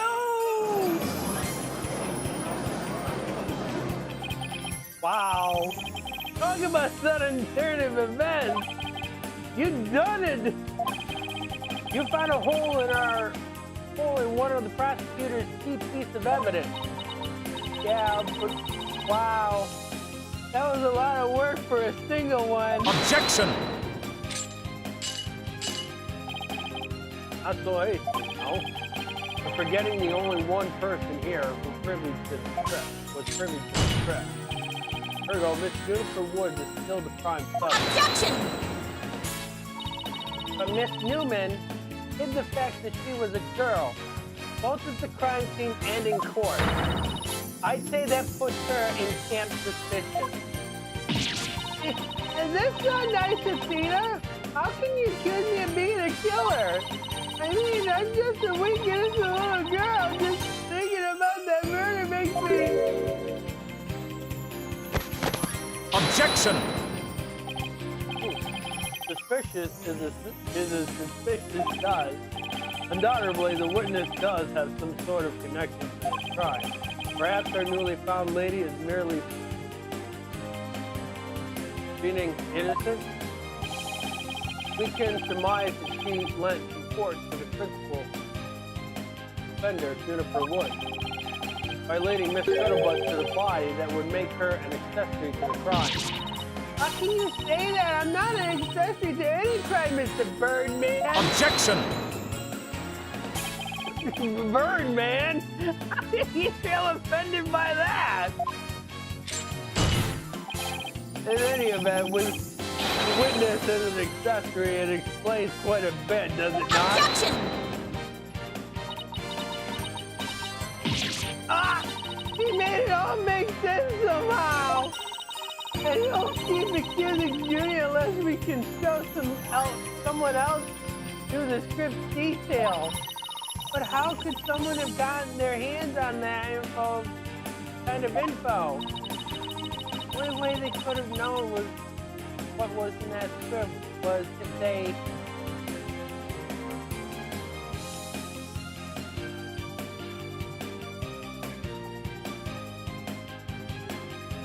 Number one is going to be a no.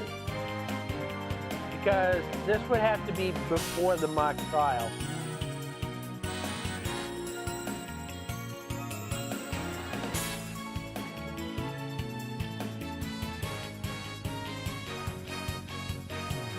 I'm not sure if 10 would be the correct answer either, because Juniper would have been the only person to have penned the script.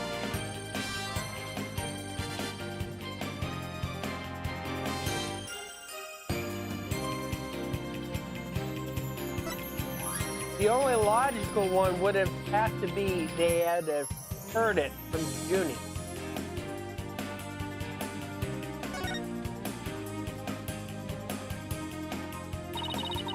Sorry, Judy, but you're not gonna like this. Our client may have leaked the script details to someone. What the devil? I know I shouldn't have, but I revised the script to favor the prosecution. But the court noticed it immediately and took it back. Miss Woods did not want Hugh O'Connor to win the mock trial. That's why I believe she leaked the details to the witness, Robin Newman. I get it. If Robin won, you wouldn't be able to confess to Juniper. Right. Jimmy was probably trying to keep their friendship from being awkward. How could you say that? What a bunch of bull! I never heard a word about the script from Juniper. Never, ever! Objection! You sure? Can you look me in the eye and swear you didn't? B.A.D. Athena, you don't have any evidence!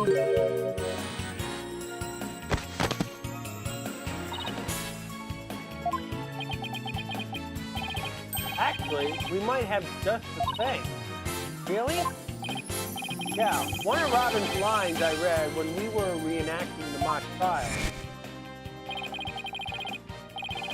Here's a shot of the crime scene. Ironically, it was Professor Ford who poses as Ford. Ford, how did the mock trial participants react to this photo? Mr. Newman was surprised by what Professor Court was wearing.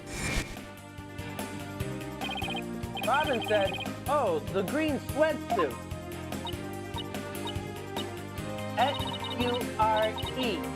I might have said that, but so what? Well, think of it this way, Athena. Yeah? Say exactly? I told you that I'd be wearing a blue suit today. But then showed up wearing what I got on now. What would you say? Oh, the red suit.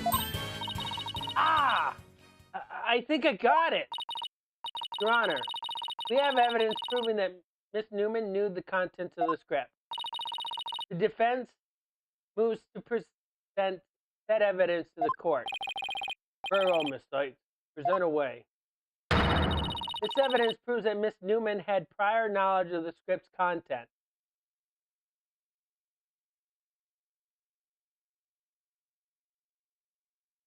This one you might have to have Andy help you.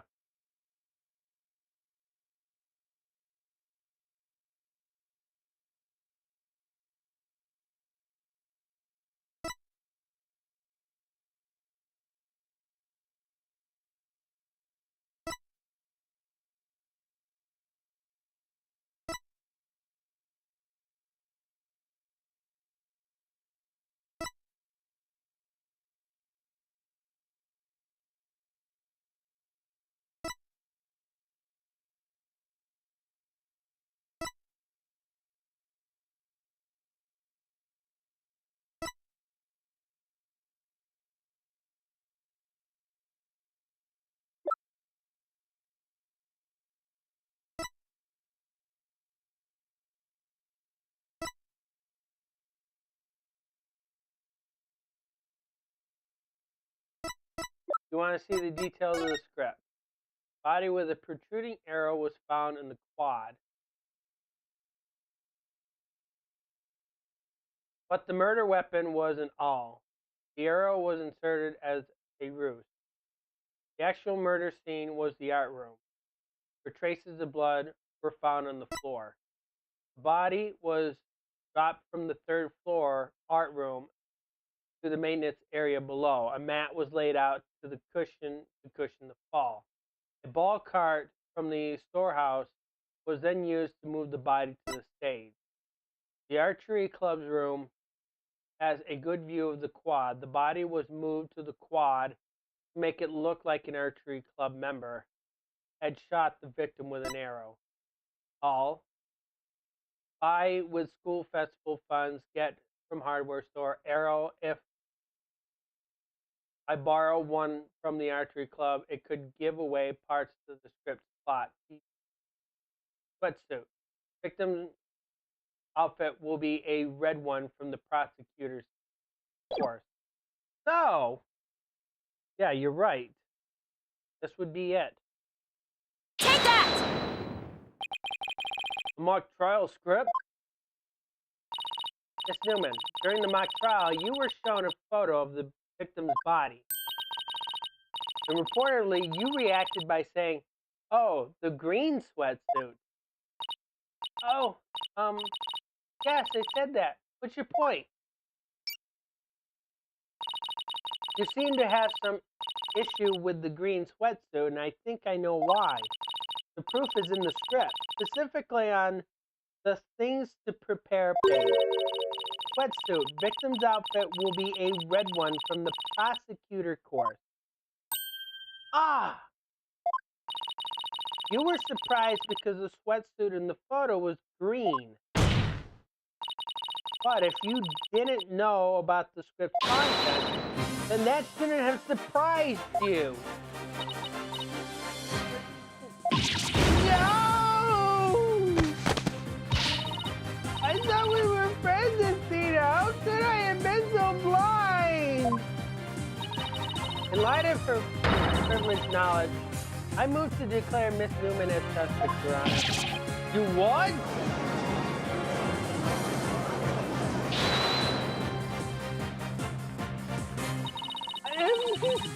If knowing script details makes me a suspect, Then there must be others besides me.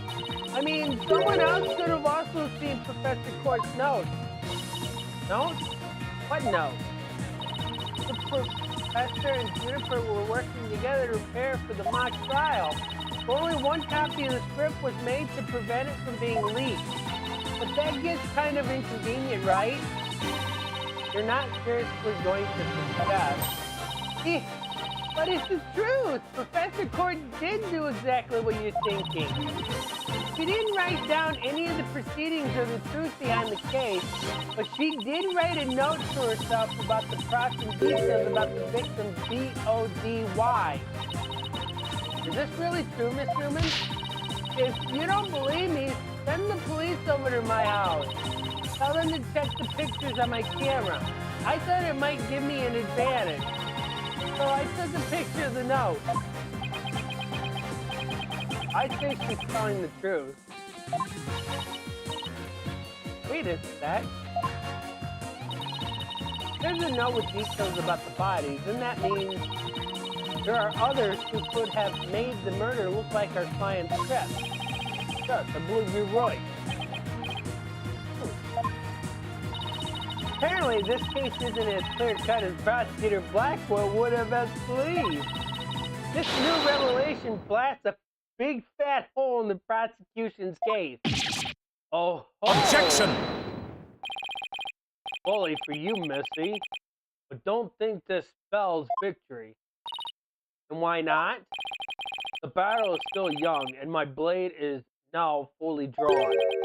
Between it and my new next witness, your life will be forfeit. So, put away your wooden sword and show me what you are truly capable if you wish to live. You want it? Don't worry, I'm gonna bring it.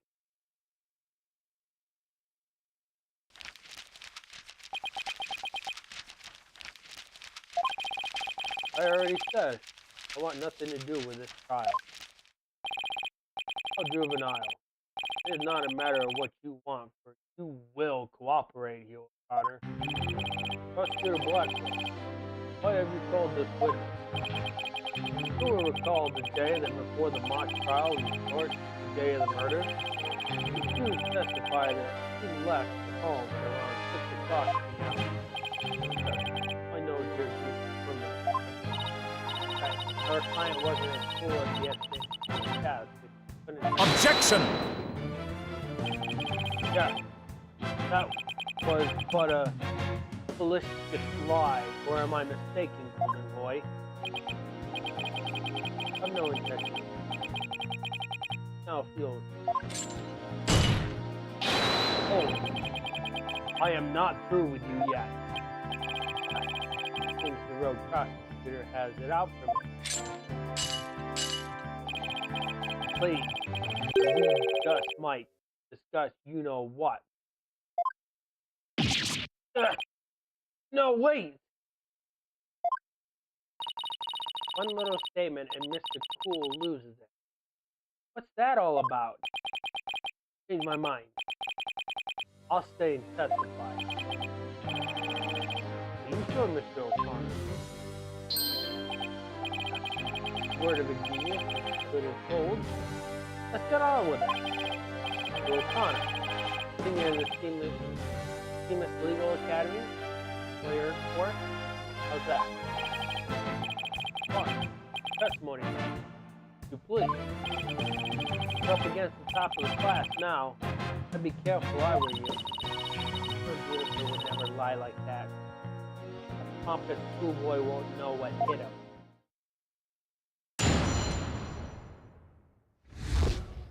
Around the time of murder.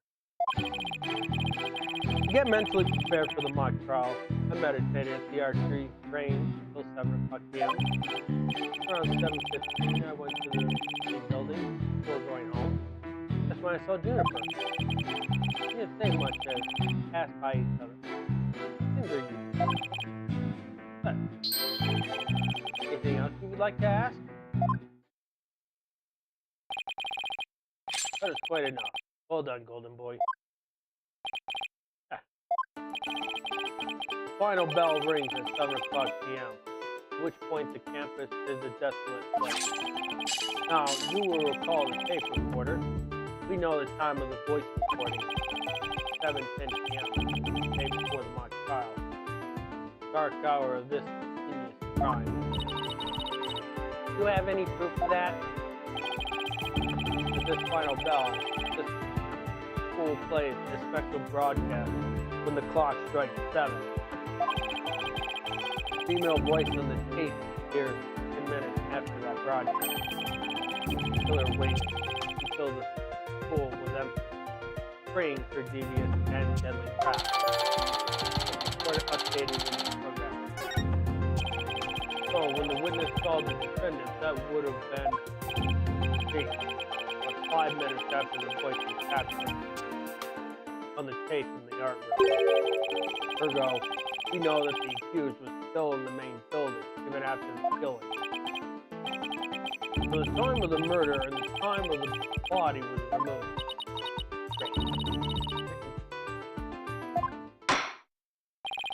The site, your cross-examination, please.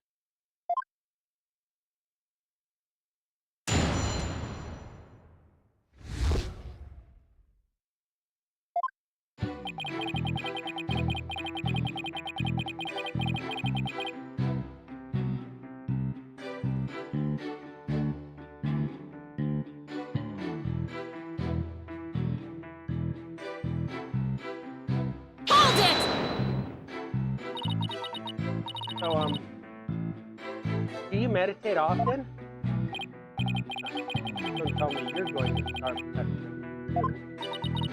What's that supposed to mean? You don't need to play dumb with me. All the girls want to know about my private life. What? I will remind the defense this is a court of law, not a pickup line. Things Missy Fancy Pants lawyer is submitting. Objection! Objection! Objection! Objection! Just trying to establish the witnesses. You must know. Never go a day without meditating. Satisfied now, stalker girl? That's it! You'd better take that! Whoa, whoa there, Tiger. Just take a deep breath and relax. Just continue my testimony now. Don't mind.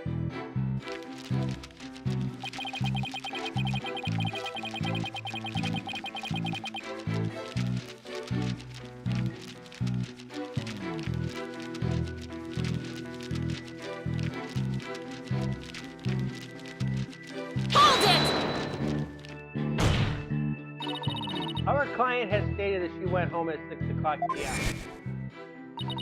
You and Professor Court were busy preparing for the mock trial together yet, right? Was that the last time you saw her?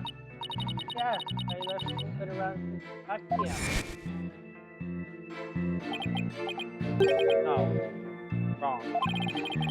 I don't know what she was doing, but good was definitely full after 7 o'clock p.m. But I suppose neither side one way or the other. There. That means fine. Oh, I only saw her for the briefest moment.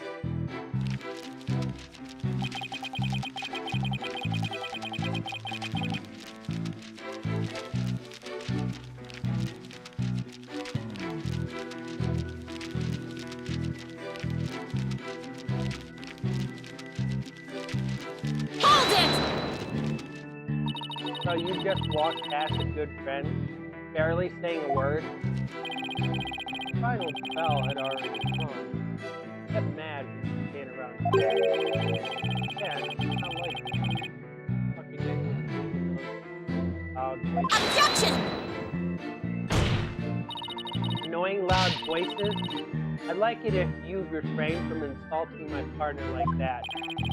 Normally I'd shout objection, but right about now, I'll take this one for the team. Anyways, I think that's about all I have to say.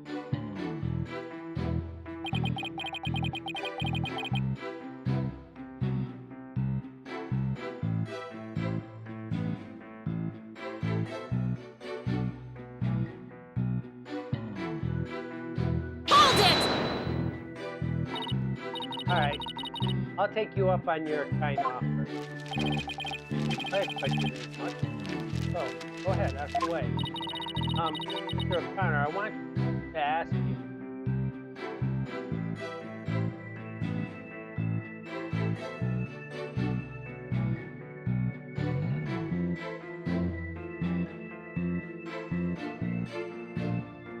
We can always go back to this statement. If we don't get a piece of statement, did you go to the art room? Okay. Did you stop by the art room? Or as it's now known, the scene of the crime? No, I didn't.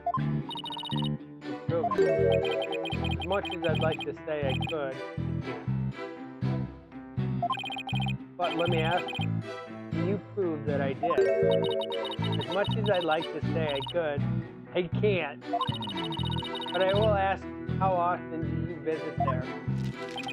Hardly ever. No reason for me to be there anyway.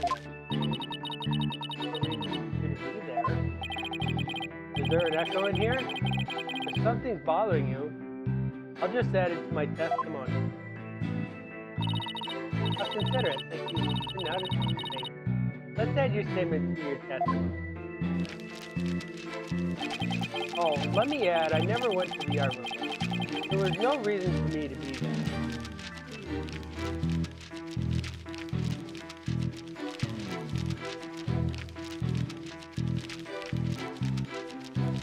Hold it! You had no reason to be in the art room? Really? The lawyer course I'm in is supervised by Professor Lee. Plus, I'm not a member of Professor Court's art club, so why would I even go there? What about art class? I tried, but seniors don't take art class. Alright, then let me ask you. Wait, I just remembered something important. You did? I scored only 100% on all the art tests I took. That's it. Right. Always have to do dog. Ego. Joking. Anyway, what do I ask next?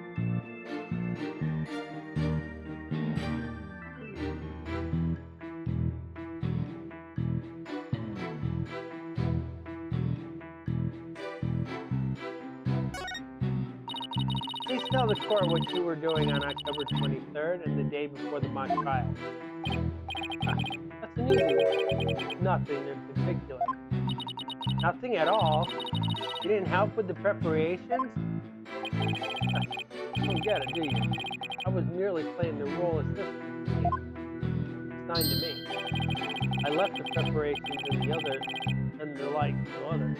My job was to be mentally prepared. Getting things ready, while he just sat on his behind. Just to reiterate, I spent most of the 23rd meditating in the archery room. I didn't talk to anyone until the school closed at 7 o'clock p.m. So the merchants told them to come and go while I was there. You didn't talk to anyone? Not a single soul? Right. The words final bell at 7 o'clock p.m. This is crucial information. Please add it to your testimony. I don't know if you're bluffing, but if you are, you have a pretty good poker face. I didn't talk to anyone until the final bell. I'd be meditating alone at the archery room.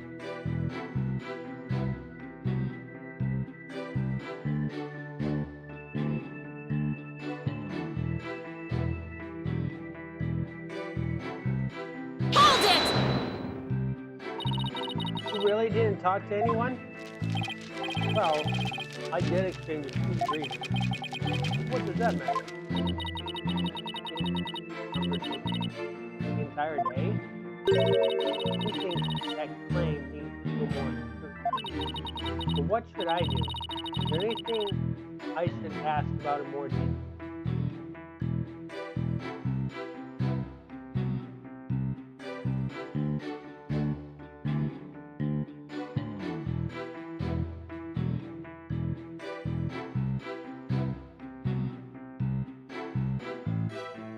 Actually, I think we should actually ask this question. Because the other two gave us hardly anything. We should ask this question.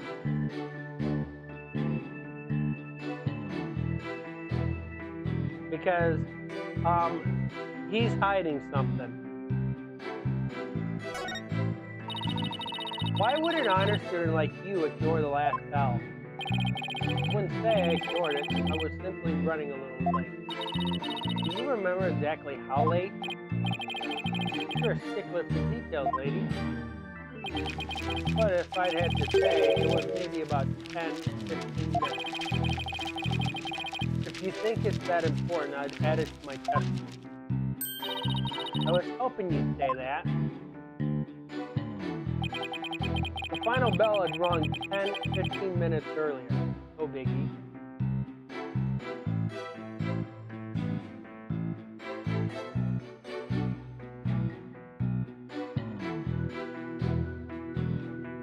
Hold it! You ignored the last bell for no reason? Shame on you. No, shame on you. Pressing me for no reason. Urgh. Well, people do run late sometimes, like you on the day this whole case is. It appears we have a culprit in the case of the pot calling the kettle black. It to your honor! Now what? Another question? We will wait on this one. Actually, never mind. Got all the info I need. Hi, don't we see?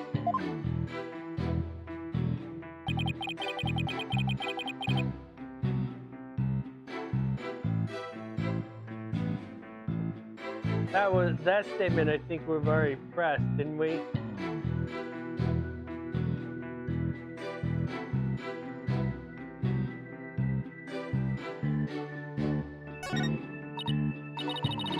Wow. Is that the confidence and composure that comes from being a genius? Tina, it doesn't matter who's on the stand. Our job is the same. Still the same. Sure, but it's really silly. I didn't spot any inconsistency in his testimony either. What am I supposed to do now?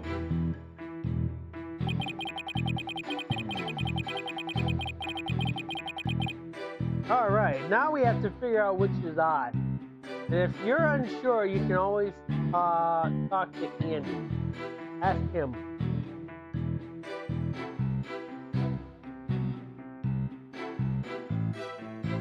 You want the fourth one, huh?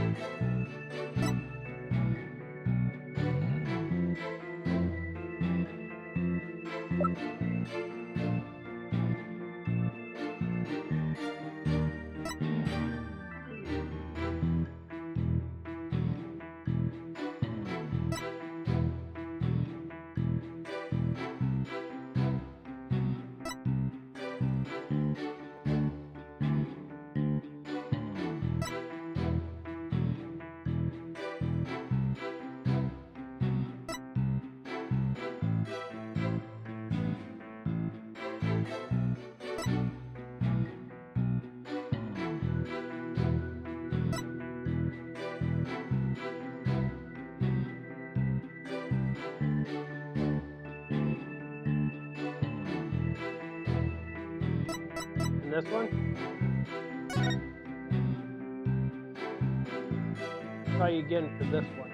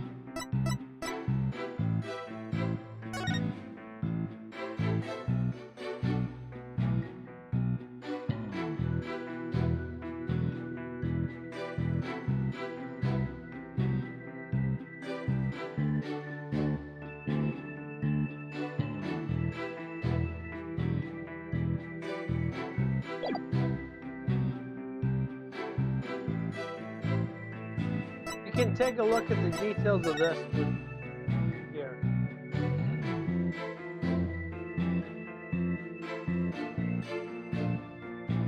So remember, it's the 23rd that was mentioned in the testimony, okay? What do you see there?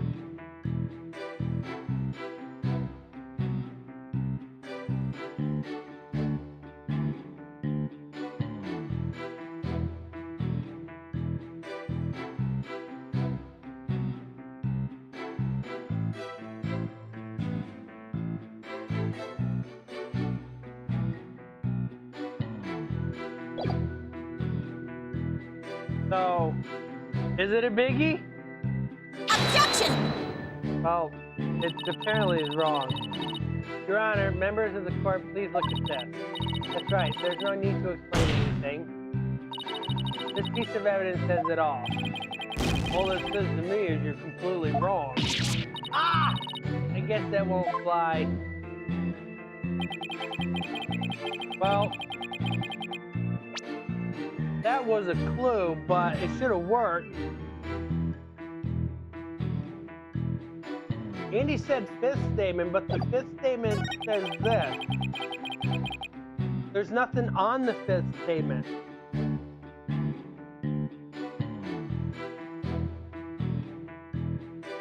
We can't use the fifth statement.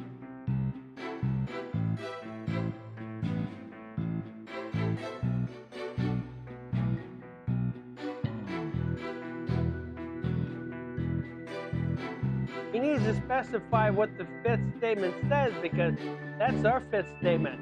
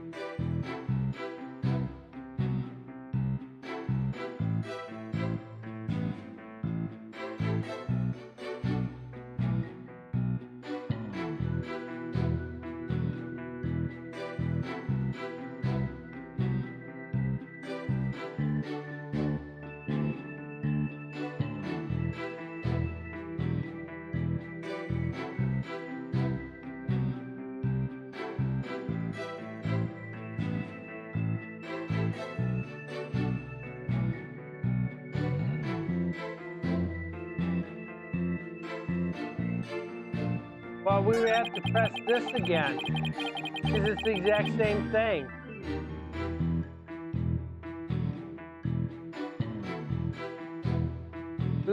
Pressing that statement and pressing this statement will do the same thing.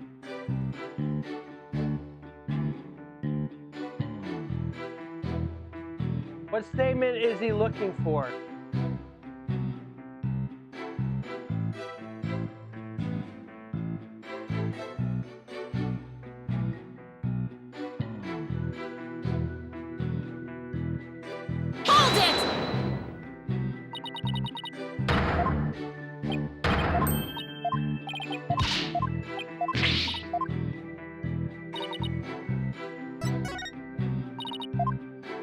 So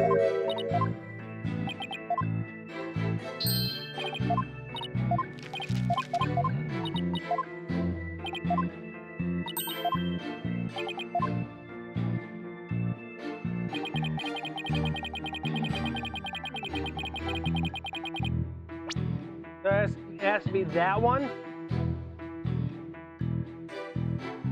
which would Objection! be that one. So you didn't talk to anybody on October 23rd? Are you sure about that? I already told you. My word is as good as gold. Okay, then how do you explain this? And don't spare any details. Sorry, never seen that before. This is the victim's planner. She recorded all of her plans in great detail. Take a look at this page here. It reads 23rd, meet with you and important. Don't you find that interesting? But where'd you get that? The key word here is important. You say you were at the archery range all day, but you also said a few students came and went while you were there. That doesn't sound like a great place for an important talk. But the entire campus was buzzing with activity before the mock trial. Where could they have possibly had a private conversation? I thought about that too, but the situation changes after the last bell. What's this now? The witness stayed after the last bell. In order to have a private talk with the victim, am I correct, Mr. O'Connor? This is Objection! insane. Must we go through this again? I suppose you also have no evidence. No, I don't have any direct evidence. However, the witness was meditating until the last bell, and he attempted to conceal his private meeting from the victim. First Robin, now me. Who are you going to accuse next? It's just another unscrupulous attorney looking to get ahead. Don't let it get to you. He's definitely hiding something. I mean, he was supposed to meet with the victim around her estimated time of death.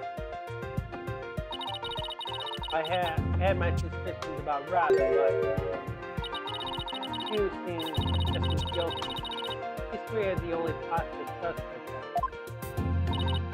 Mr. O'Connor, answer me this. Did you meet with Professor Court that day?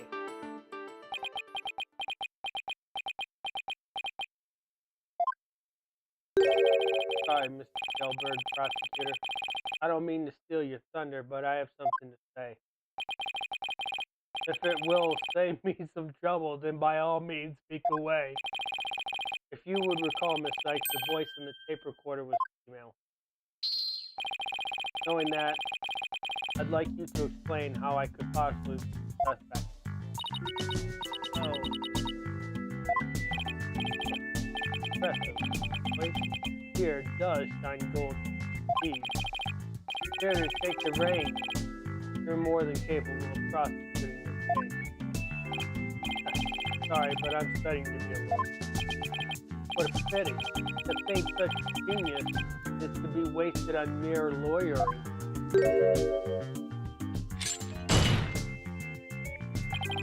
At last, your moment is here, Sykes Dono. Time to refute Golden Boy's statement and prove that you're the young prodigy worthy of the badge on your lapel. He lay any more pressure on? The voice is unmistakably female, so there's no point in arguing about that. Yeah, you're right. Dave, to whom does the voice on the tape really belong to?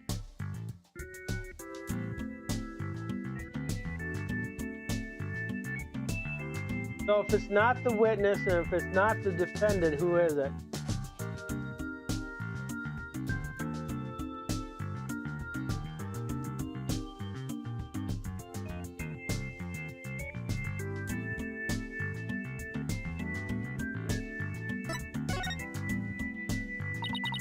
The voice on the tape belongs to the victim. That's the only thing that makes sense. Objection! Are you mad? The voice in the recording says you're a goner.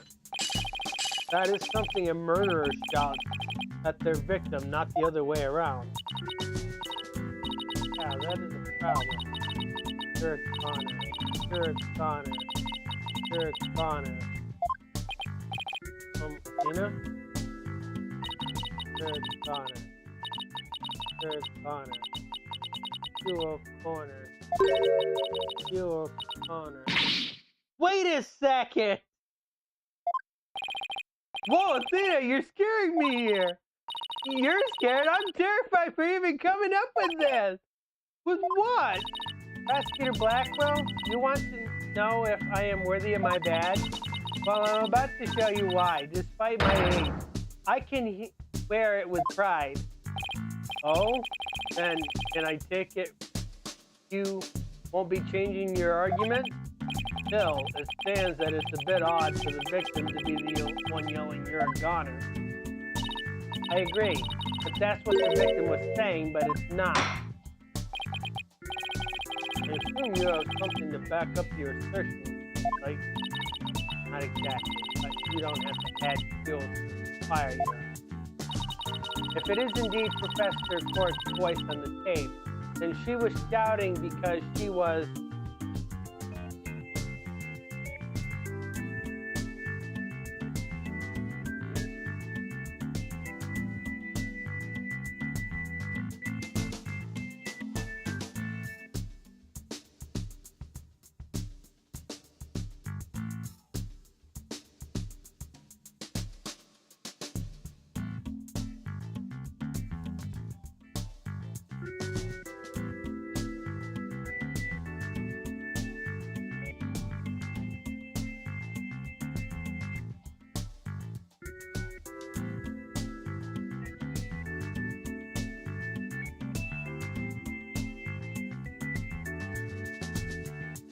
nearly game over. Well, I'll give you a little hint. It's not going to be the first one, because if she's a victim, why would she be threatening Hugh O'Connor?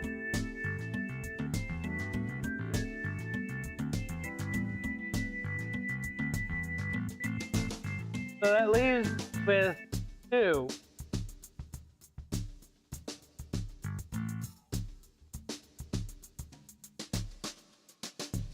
Are you sure it's going to be scolding?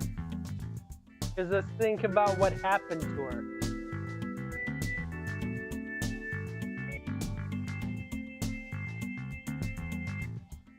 Or do you want to talk to Annie to make sure which one's which?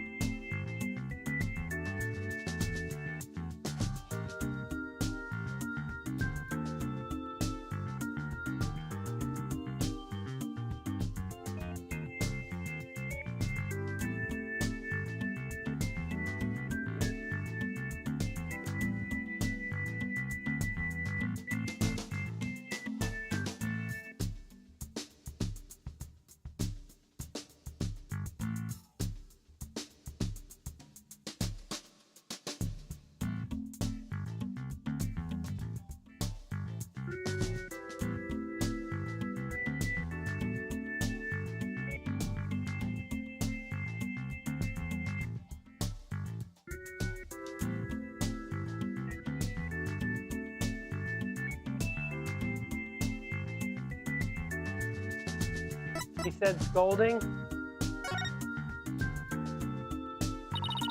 I would like to call one basic fact into question.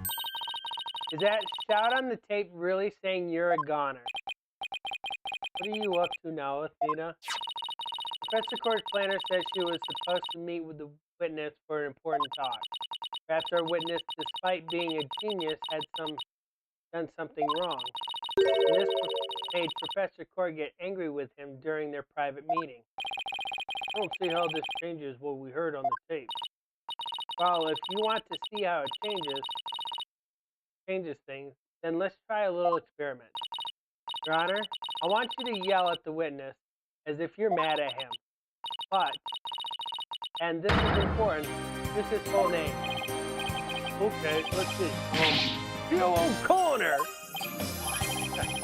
What did I do to deserve that? Yes, like that. Now try it again, but faster. Leo Carson! You, corner! You, corner! You're a corner! Oh, wait a second! No, this can't be! Objection! You think I'd spend the energy to lead you this far if it wasn't true? Ah, but it is, Your Honor. Humans are not perfect. That's a scientific fact.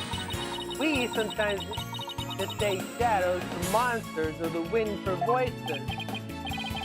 Now that you mention it, you can do this, Athena. Just give the old guy one more little push. The sound on the tape recorder never was the phrase, "You're a goner."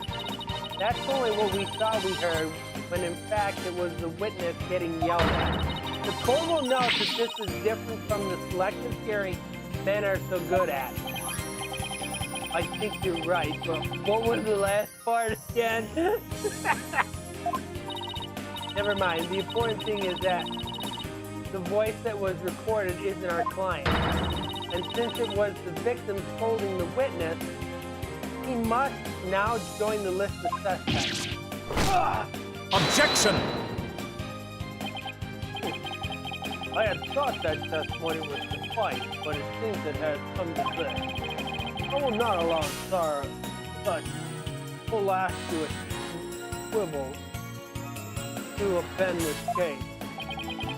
The prosecution has one final piece of evidence to present to the court. Evidence? You're going to put out now. Feast your eyes on this photo. Let me see that insolent look vanish within.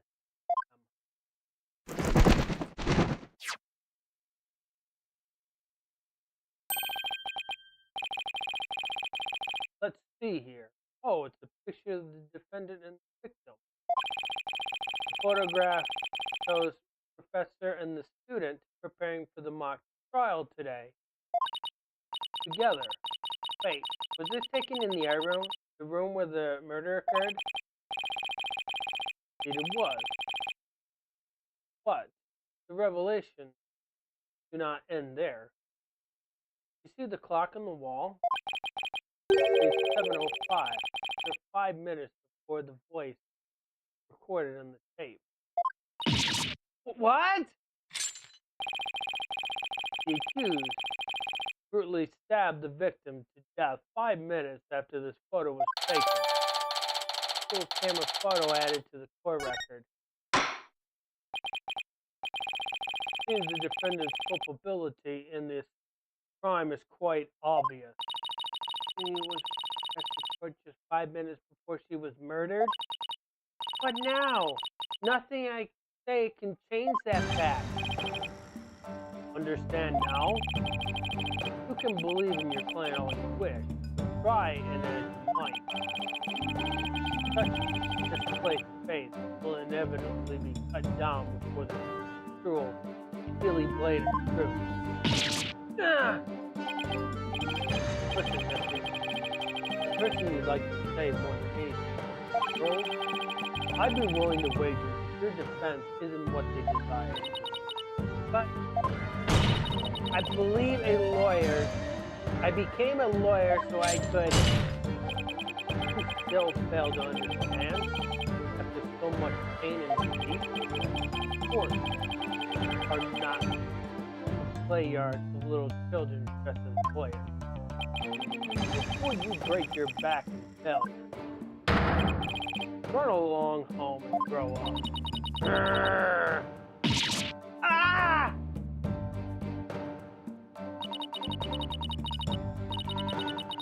He thinks I'm giving up now. He's got another thing coming. To find my inner strength if I ever hope to save him. Any way to strike back. The worst of times when lawyers have to force the biggest smiles. That's impossible. How could I smile under these circumstances? Even if I forced it. This is better than bad. Who knew Blackwell had that one waiting in the wings? Why didn't that twisted samurai just present it at the beginning? Hey, this was real plan. Was he just trying to show me how weak and powerless I am? He's right. I really haven't got it.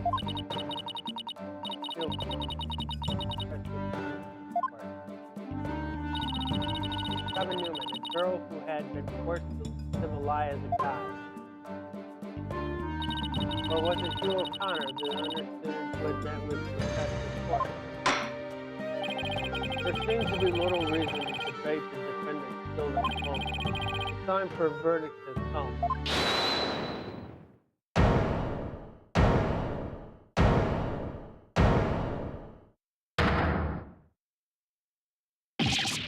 No! That's not gonna happen, man! What's the meaning of this? You can't interrupt the judge about to hand down a... Maybe, but false verdicts are a N-O-N-O. What? Miss Newman, please explain yourself. Jennifer's not the killer. I know because I know who the real killer is. You do? You know who the real killer is? What is she up to now? Yep. I know because the real killer is M.E.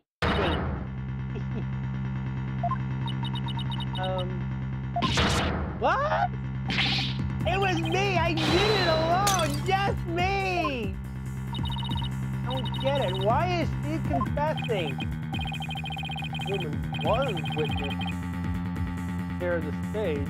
There's even a related photo of her. The more I think about it, the more suspicious these things. Robin Newman isn't the kind of guy who pins the blame on friends. Just so he can walk free!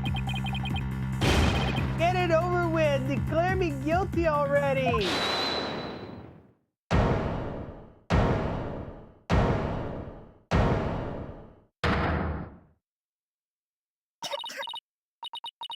Please, wait. Jennifer, what are you doing? Thank you for all you've done. You'll have to forgive me. I can't let my friends take the blame any longer. Toonie, no! Don't do it! You and Robin have done nothing wrong. I have absolutely no connection to this case. The real killer is me. I alone is responsible for the entire crime. Objection! What? Joni, you know that's not true. Hurry up and retract your statement. I'm afraid it is true. Give me.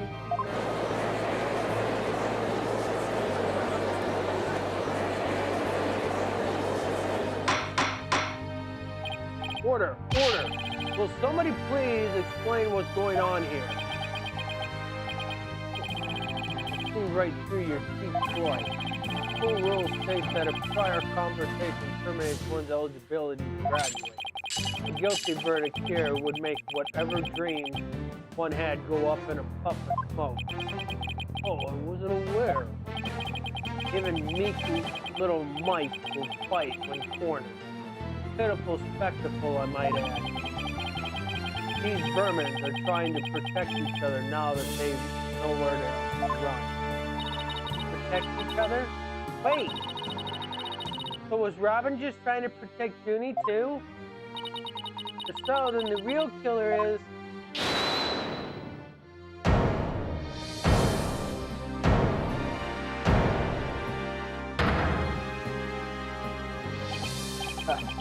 This whole thing's a joke. Now it's you, third. What is wrong with kids these days? I know what just crossed your mind this time. You think I'm the killer, don't you? Oh, he really is a dude. He even knows what you're thinking. I think it's about time I told you the truth. I'll even get right to the point. It was me. I did it. Wait. What?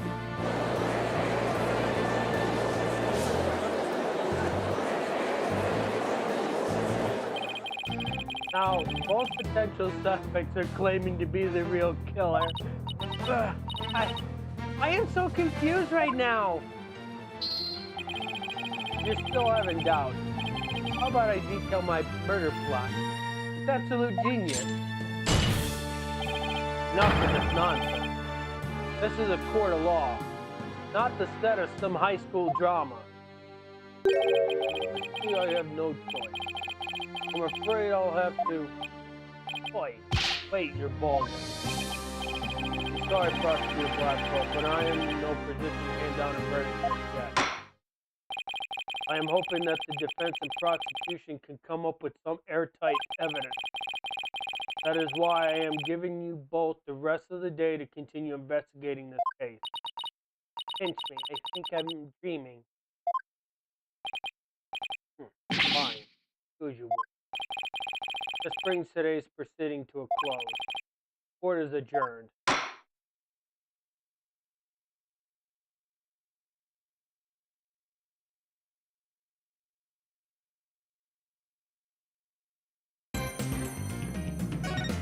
Dice's heart was pounding on that one, wasn't it?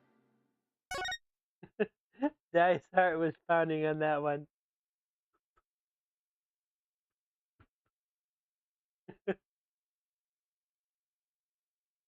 We were one strike away from ending.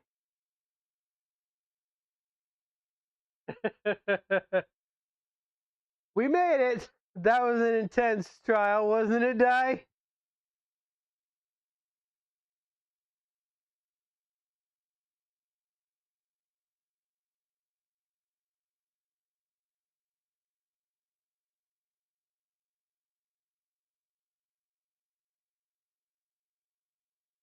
That wasn't any longer than the other ones we did, Phoenix. I've ended around the same time with the other ones. I don't think length was her concern. I think it was the fact that we were very close on failing on that one. So, you must have some thoughts about this one.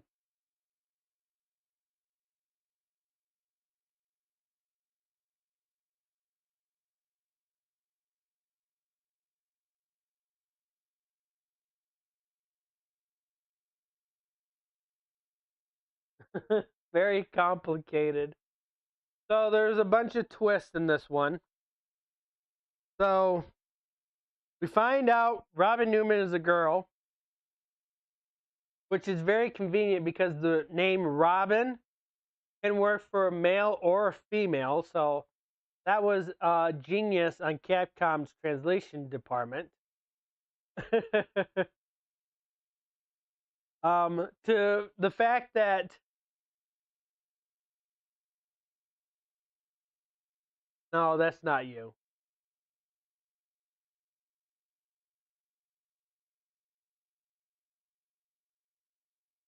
The fact that Capcom actually went that way was actually pretty risky.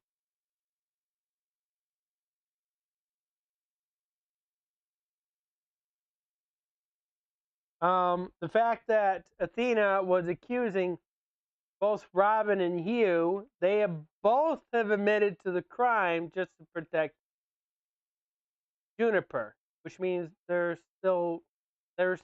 doing their best to protect their friend. No, Phoenix. Your name is not Robin Newman.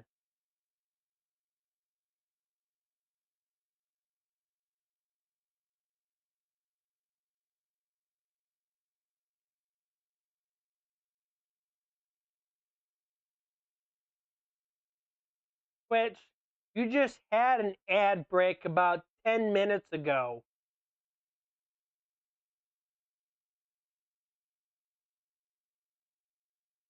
At 10-minute intervals? Nobody gets to see the stream.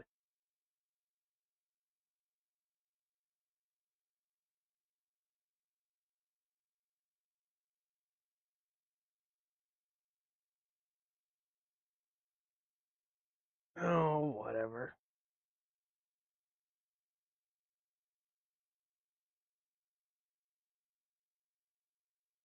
And you can snooze the ads 3 times per stream. That's it. You can skip ads 3 times per stream, apparently. All right. If you're here, we're going to change scene.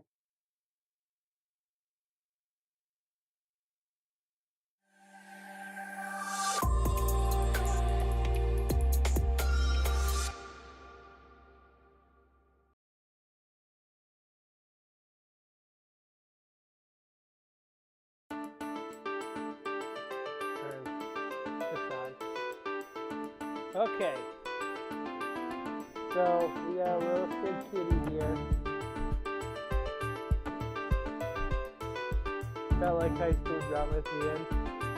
We got a little Sid Kitty. We're going to try to do what we can with the litter, right? He's got a little drainage in his eyeball. He's been sneezing. He's been wheezing a little bit, haven't you? Because of that cat litter. We'll get you different cat litter soon, okay? Yeah, I'll take the lid off in it this time. So it's not that bad, okay? Okay. Alright.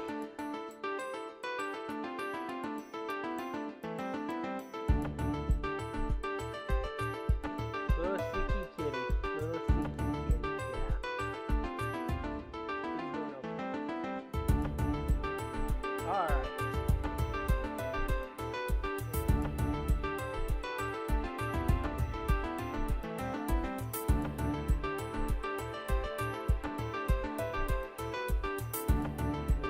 Probably be a little bit of freezing on the stream, so bear with yourself.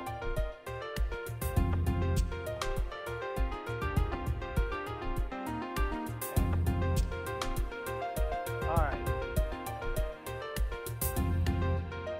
So, what's going to happen for the rest of the week? It's going to be the same schedule it's been for months. It's going to be, finish cap tomorrow. Wednesday is going to be Dot Hack. GU. Thursday is going to be Castlevania. We're making a little bit of progress. Bless you. You guys didn't hear him. That's from the cat.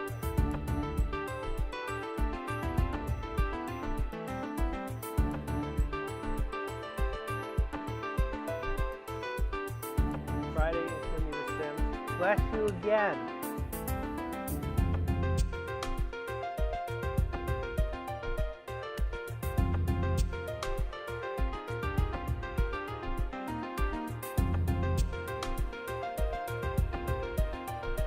Then Annie gets to take over for the weekend. No. You get none of these. These are bad for you. Especially when you're sick too. Especially when you're sick too. Can't have them.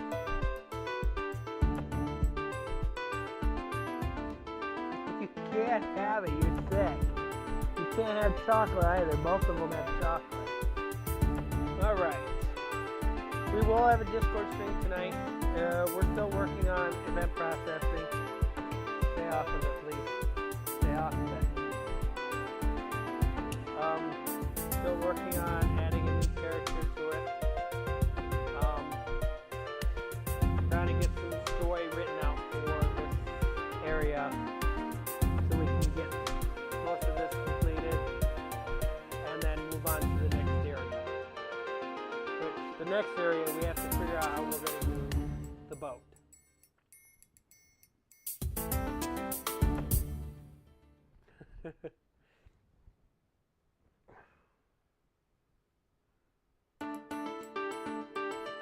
All right, any questions?